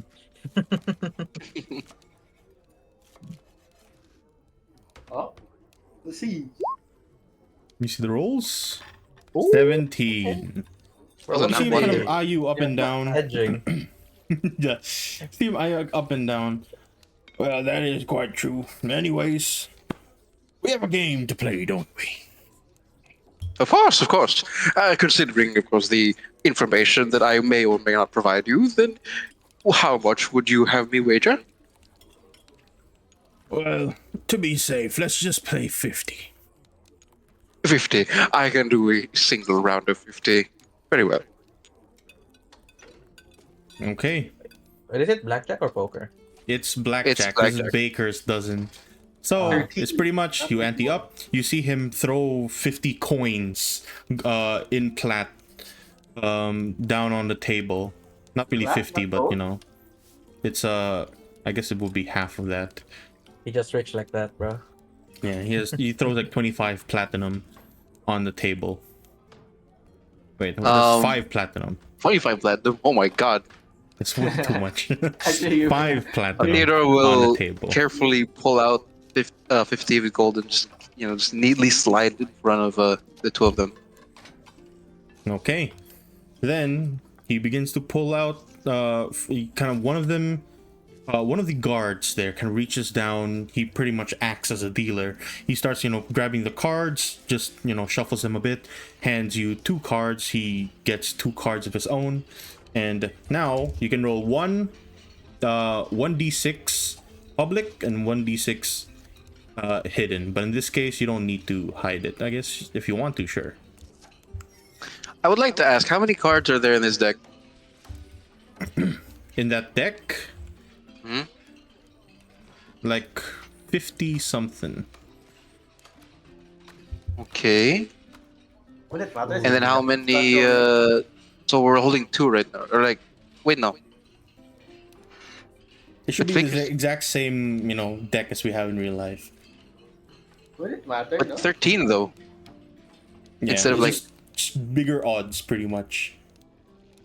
Same game. Same principle. It's the same game. No, because I was trying to. Okay, so I'll just say it, but like I was gonna try to memorize the cards based on the.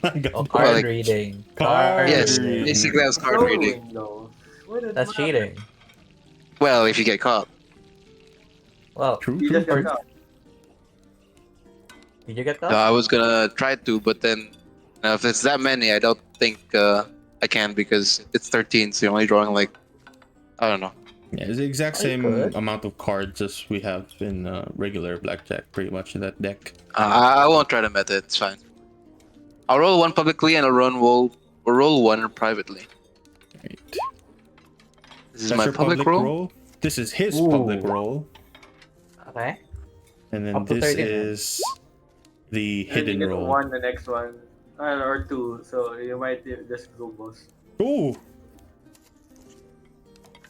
Roll 1 more. Go, get the perfect 13. Get bigger. Get 13. Are we gonna up the ante here? you are supposed to up if you wanna, keep going. Oh, okay. You can go if you roll a 1. There's the no way best you one. lose. Yeah. Theodore will smile very widely, and he just slides an extra 50. He just Ooh. slides an extra 50 in front. You are not him, sir. You watch as he kind of looks at you for a quick moment. You know what? I've been lucky so far. He also slides another 50 on the table there.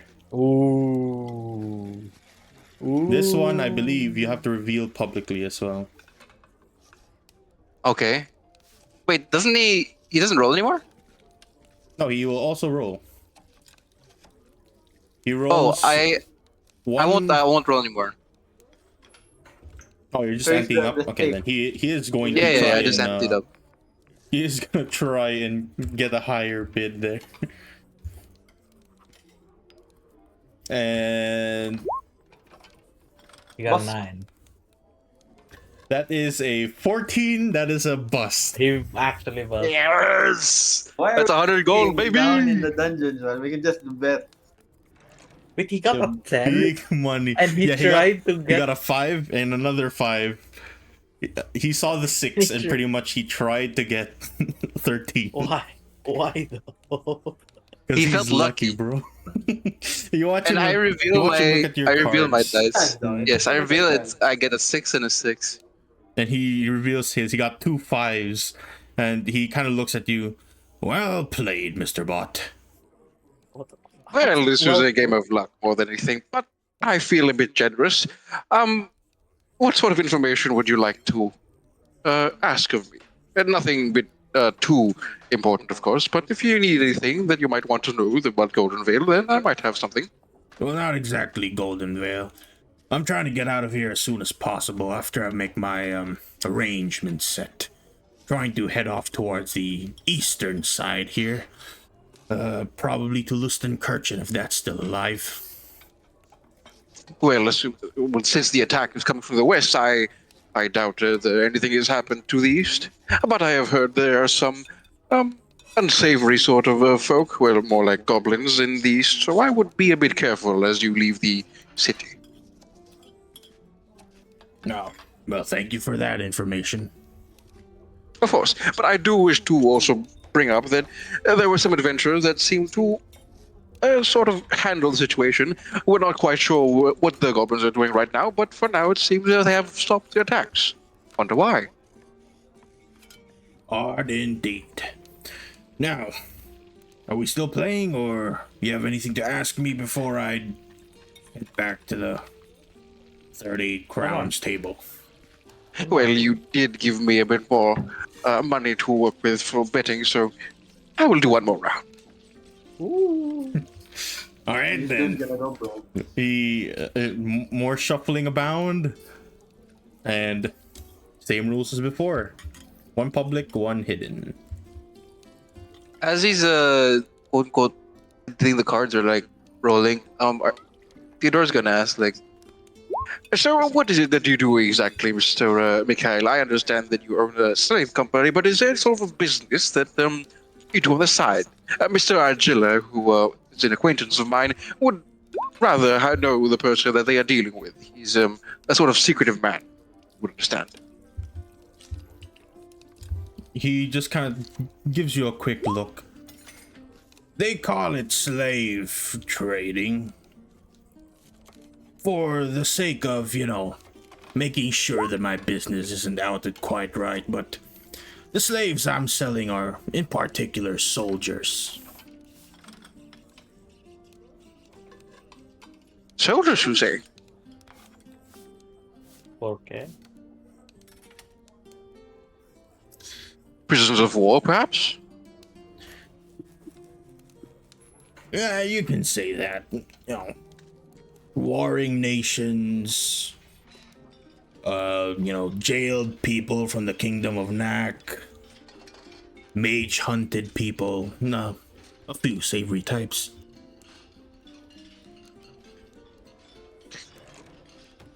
Interesting. And I assume that you have seen some sort of opportunity, this entire kerfuffle in the West?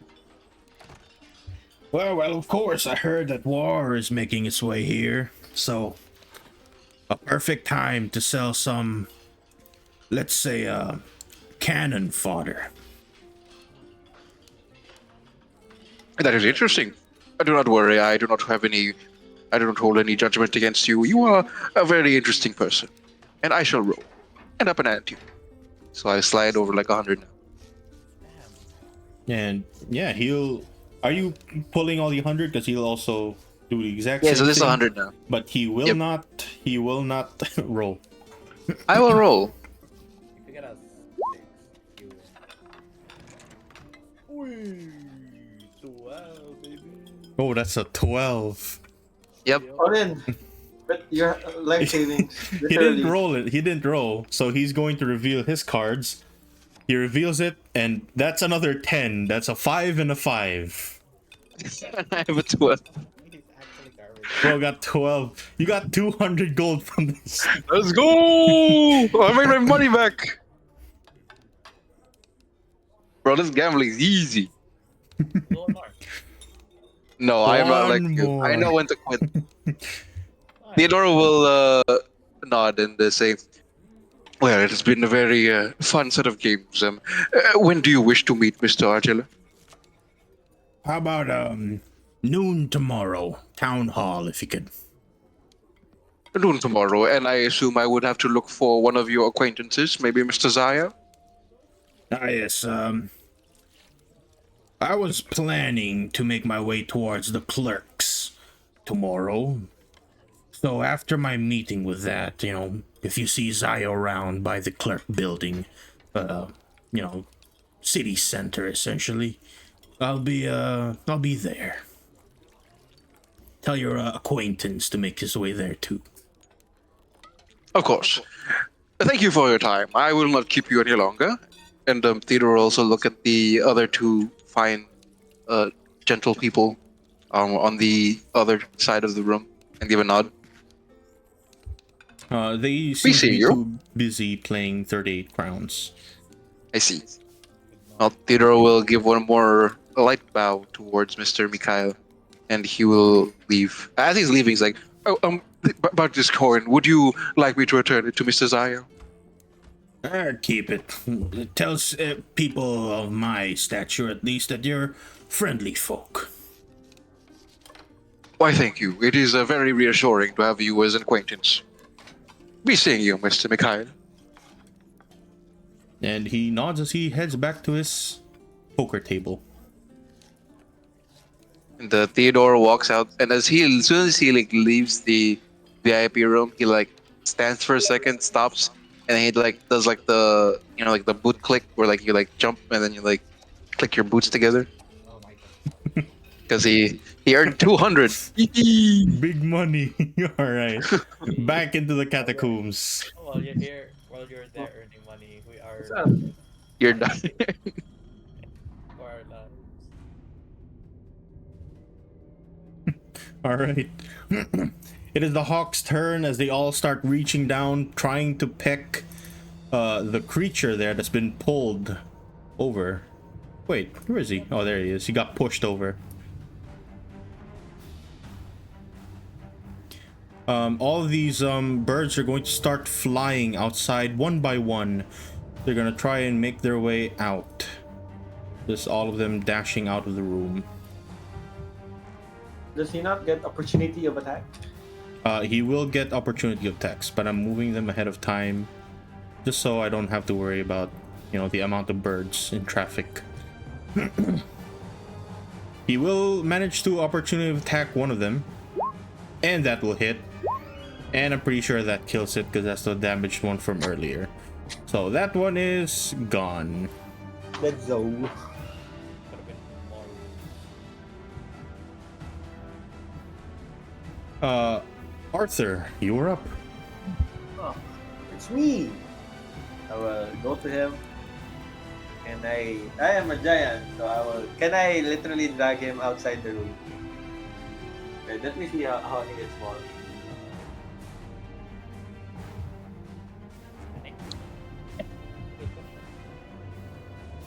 Say, by the way, can I force myself to be small again, or do I have to wait for the full 1 minute? I'm not sure. If it says there that you can turn small, then I'm pretty sure you can just do that. Oh yeah, I forgot. I have 1d6 damage. Who cares? It doesn't matter. He just healed. Alright, then can I drag him out of the room then? With my You can make a strength check versus his strength or dexterity, whichever he Alright. decides to use. strength, and because I'm a giant, I have advantage. Easy. No way. He's going to try and hold himself down. 17. Close. You Nothing I can can drag shove him. How far is shove? It's a 5 foot, if I remember correctly. Let's say just 5 feet. Yeah, it's a shove aside, or you can try and grapple him and then shove. Grapple slash shove is an attack action. You can push them 5 feet away from you. Oh, can I not move him to like I'm assuming my arms are big enough to move him from there to the entrance of the gate, right? Can I not do that? I'll say that you can. It'll use most of your movement to do that in It's one fine. go. I'll do that. Alright, what's your current movement right now? 30 and actually I moved 5 feet, so I only have 25. What is your strength score now? Saving throw? Strength score. The big number 30. itself. It's 3. No, that's a modifier. The full number. 17. 17. So that's 17 times 15. 255 pounds. Your carry and drag. You can push or drag twice that amount. So you have 15 times your strength score. You can push and drag. This is math. You can carry him to about the entrance of this room, like past the hallway. Does that count as an action? Or that counts as an action, right? Yes. Then I'll do that then. Come here. I'll just ignore that there's a snake there. That might get me. Come over here. You start like dragging him across with your big ass hand, just kind of moving him towards the doorway there. And as soon as you do, you watch some power get sapped away from him. This like smoke start to bellow from his body. Oh, it looks like it worked. And then I will action surge. And then I will, as a fighter, hit them with my sword. 26. A 1-0. 7. And as Giant Smite, I will roll a 1d6 for that attack. For bonus damage. 5. And then I will attack one more time. That's another 1-off. One off from crit every time. Action surge is a bonus action, right? Action surge is a feature, No, I it's believe. an additional action, right? Yeah. So I can, with my bonus action, hit them with my left sword. So I will attack one more time. And it hit. Damn. Gameplay. That's a feat. Fighter That's gameplay. You manage to cut him 7, through. You're actually dealing a bit of damage to him, and now you watch as his body is starting to decay. Bits of his kind of bone is starting to fall off, His arm and fall it's off, right? not looking good. His arm has not fallen off yet, but Baron is there, and Baron is gonna try and attack this guy.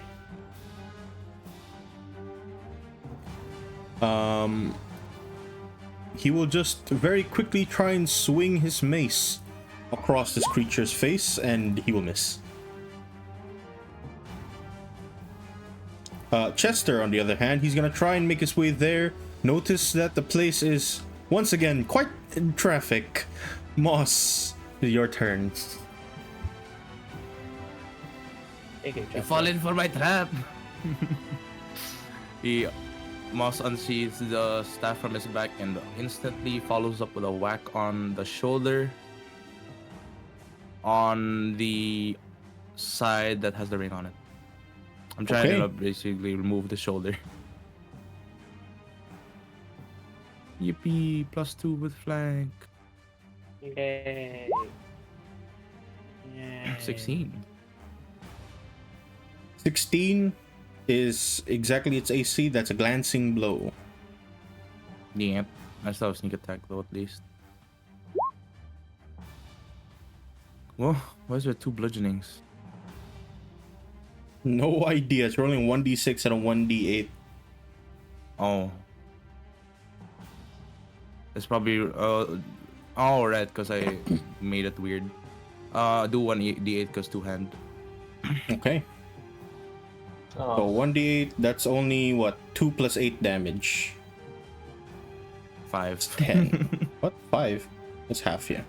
Half, yeah. Alright. And You managed to Moss bonk that will side. disengage. The side of his arm just gets bonked, but it's not currently completely off. Right. Alver, your plan seems to have somewhat worked. The creature is no longer in that room, giving it power. Hmm. Do we I get can't pull him. Target him from here, right? do it. I can't. You can't see them from there. I was muted. I would move here by 15 feet. The chest is empty, right? It's safe now, right? The chest from before? Yeah. Probably. Okay, never mind. I would move here for a bit. That's 20 feet. Attempt to thorn whip him, just for insurance. Oh, Yeah. smart. I can't. You know what? I'll actually reroll that. Inspiration? Yes. Okay. I hope it hits. That fuck. hits. You manage to actually swing your mechanical vines off towards this creature. You whip him around. You manage to pull him towards you. How far can you pull? 10 feet? 20. 10 feet closer to you. So you literally just pull him straight towards you. And you also can deal damage there. So go ahead and roll your damage.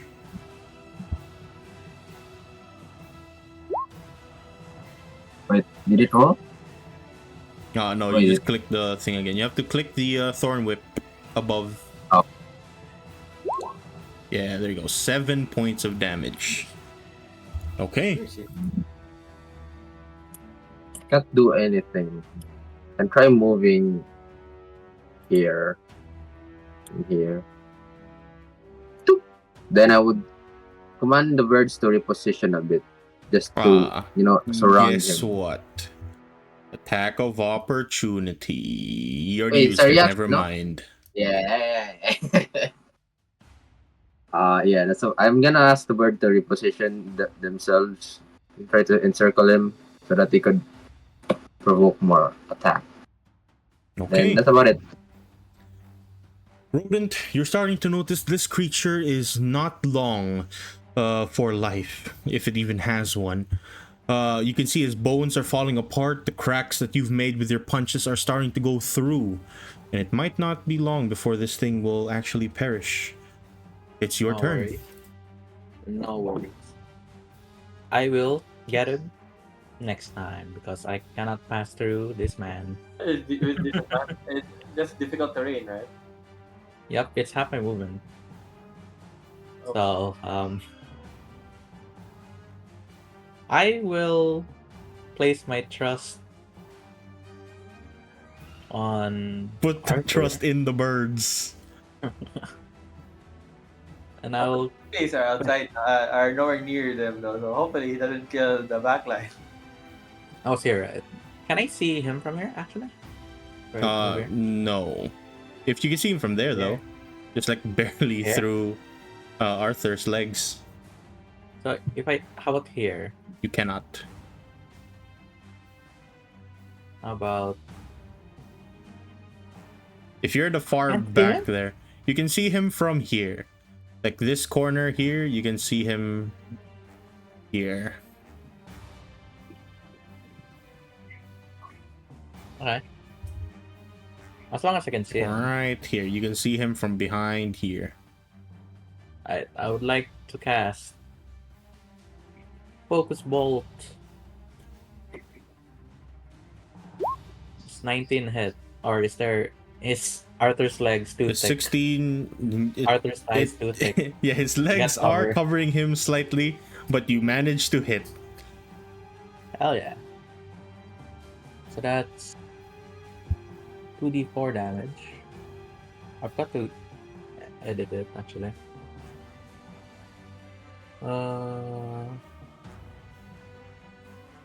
Right. 2d4 damage. 5 force damage. And 5 force damage and. If your companion is within I'm 30 feet of a within- creature, reaction to move up to 15 feet of that creature. yeah. Yeah, but I will not because I am injured. Oh, that's it. That's my only ranged spell. That's crazy. You Okay, cast you your have a ranged spell, spell. you do 5 damage to it, and now it's starting to look like it's like almost hunched over. But at the end of your turn, it begins to swing at the people in the back there. He's going to try and hit Baron and Chester.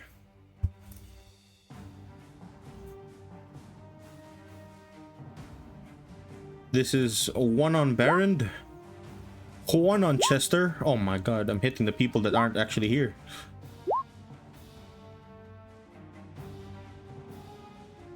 And remind me if you were hit before by this, and did you fail a Constitution saving throw, Arthur and or Mr. Norv, Rodent? Both of you I passed, wa- right? Can you know what? I'm sorry, bird. I can see the birds, right? Yes. Rodent did not. Mr. Rodent did not pass.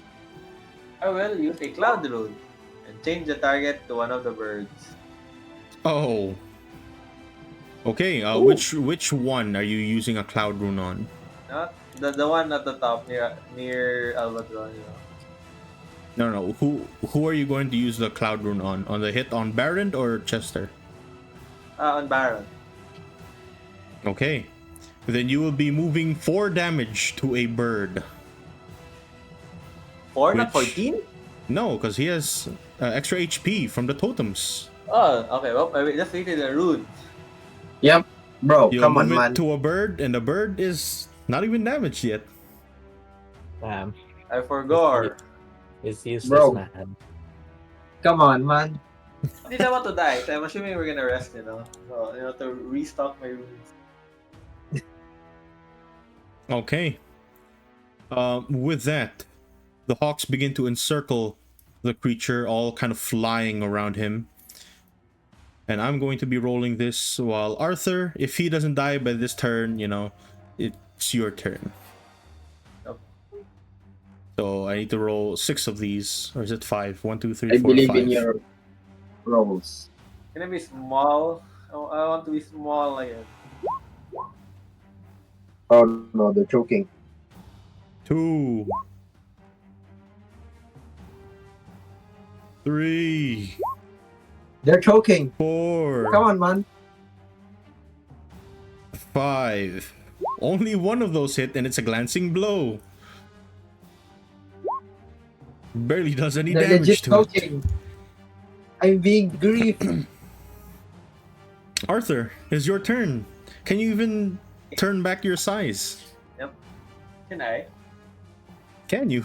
I don't know. It doesn't say anything about. It just says I get the benefits for that last for 1 minute. As So a I'm bonus assuming I action, can you magically respond. gain the following benefits, which last for a minute. So yeah, I'm assuming you can't quite, unless it says that you can't. I mean, you can rather than yeah. You're going to be large for a minute, which means you can't get out of there.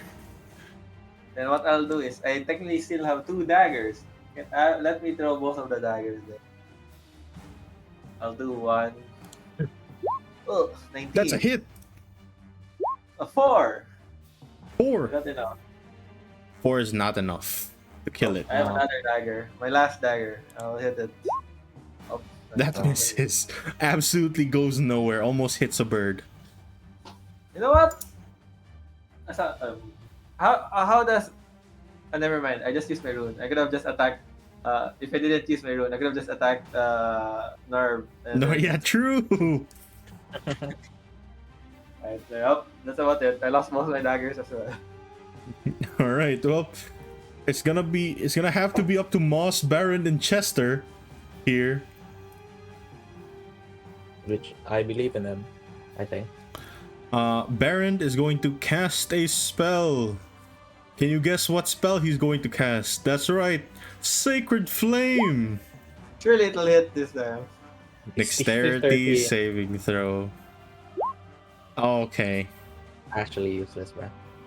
And Chester, what do you mean useless? He's healed you for so much now. I don't think he I haven't healed healed me yet. me yet at all. No. He has healed Narb multiple times. I haven't. Yeah, he healed He Rodent did and not. he healed Chester, I think. And maybe Moss. He did not heal me as Narb. Alright, this is He did heal Chester Rodent. doing his swords. That's a hit. Oh, And that's a hit. actually, Finally. With a quick The main cut, hero arrived. Chester The main instantly character. cuts this guy right off. And Any final words, Chester? Kill it? yeah. He doesn't Or respond. Burax or something. The creature probably falls to the ground. His body and remains begin to disappear. Combat ends, and beneath him, a sapphire ring falls And my daggers. into place. Yeah, and your daggers as well. How about the spear? Did the spear also disappear? Yes. Oh. Can I be small now? And yeah, after a minute, your size changes back. First thing first, I will retrieve my daggers. And then I will make that. pick up the ring. Actually, we checked, right? How many rings were needed? Just 1 ring on the door? 2, 3, 4? Yeah, it was just one ring on the door. And then Well- okay, there are skeletons before, right? And then I'm assuming Yes. when the skeletons blew up, their bodies didn't actually disappear. Did it disappear now? In this hallway, there were in fact some skeletons here, that some bones left behind. You don't see them anymore. Oh. I just read that. That was probably the monster that controls the skeletons. Most likely. Now what? Then we now proceed to the door with the ring thing. Because I'm assuming if I go in here, there's nothing much, right? No? Hello? Is there anything there? Is there anything here? In that small room, either one of If it you was can make clear, a right? perception check. It will still be a disadvantage because it's dark. Wait, even my dark vision? Can I help? I mean, yeah, it's rather not dark. It's grayscale. So Actually, Can rodents? ask before this, Rodent. Rodent has magical abilities, right? Can I actually ask? I'll ask Rodent. Like, do you know how he, like heals through this room? Like, what secrets does this room have? I don't have detect magic. You stop. Never mind. I don't have detect magic. But he is magic, right? You're helping, right? Perception? Trolling. I can I'll help you. transfer you. I want Albatron? Do you have good perception? Do you have good eyes? I am the thing though. I Since- tell I heard Arthur ask that to Rodent, right? yeah. Do you have detect magic? Oh, you do. Why Oh, you didn't do? tell us? Oh, I'm a defensive guy. okay. Yeah, You cast you your do. spell, and in fact, you do feel some very strong necromantic energies beneath where you're currently standing. You had it the entire time, but you never used it before the fight. I didn't know it was magical though. I'm not a mage. Yeah. I'm just gonna relay that underneath here is a really strong necrotic energy or aura. I don't know.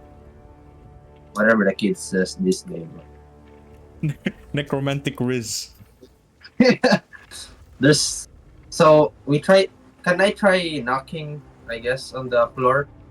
It's a bad idea. Like gentle tap.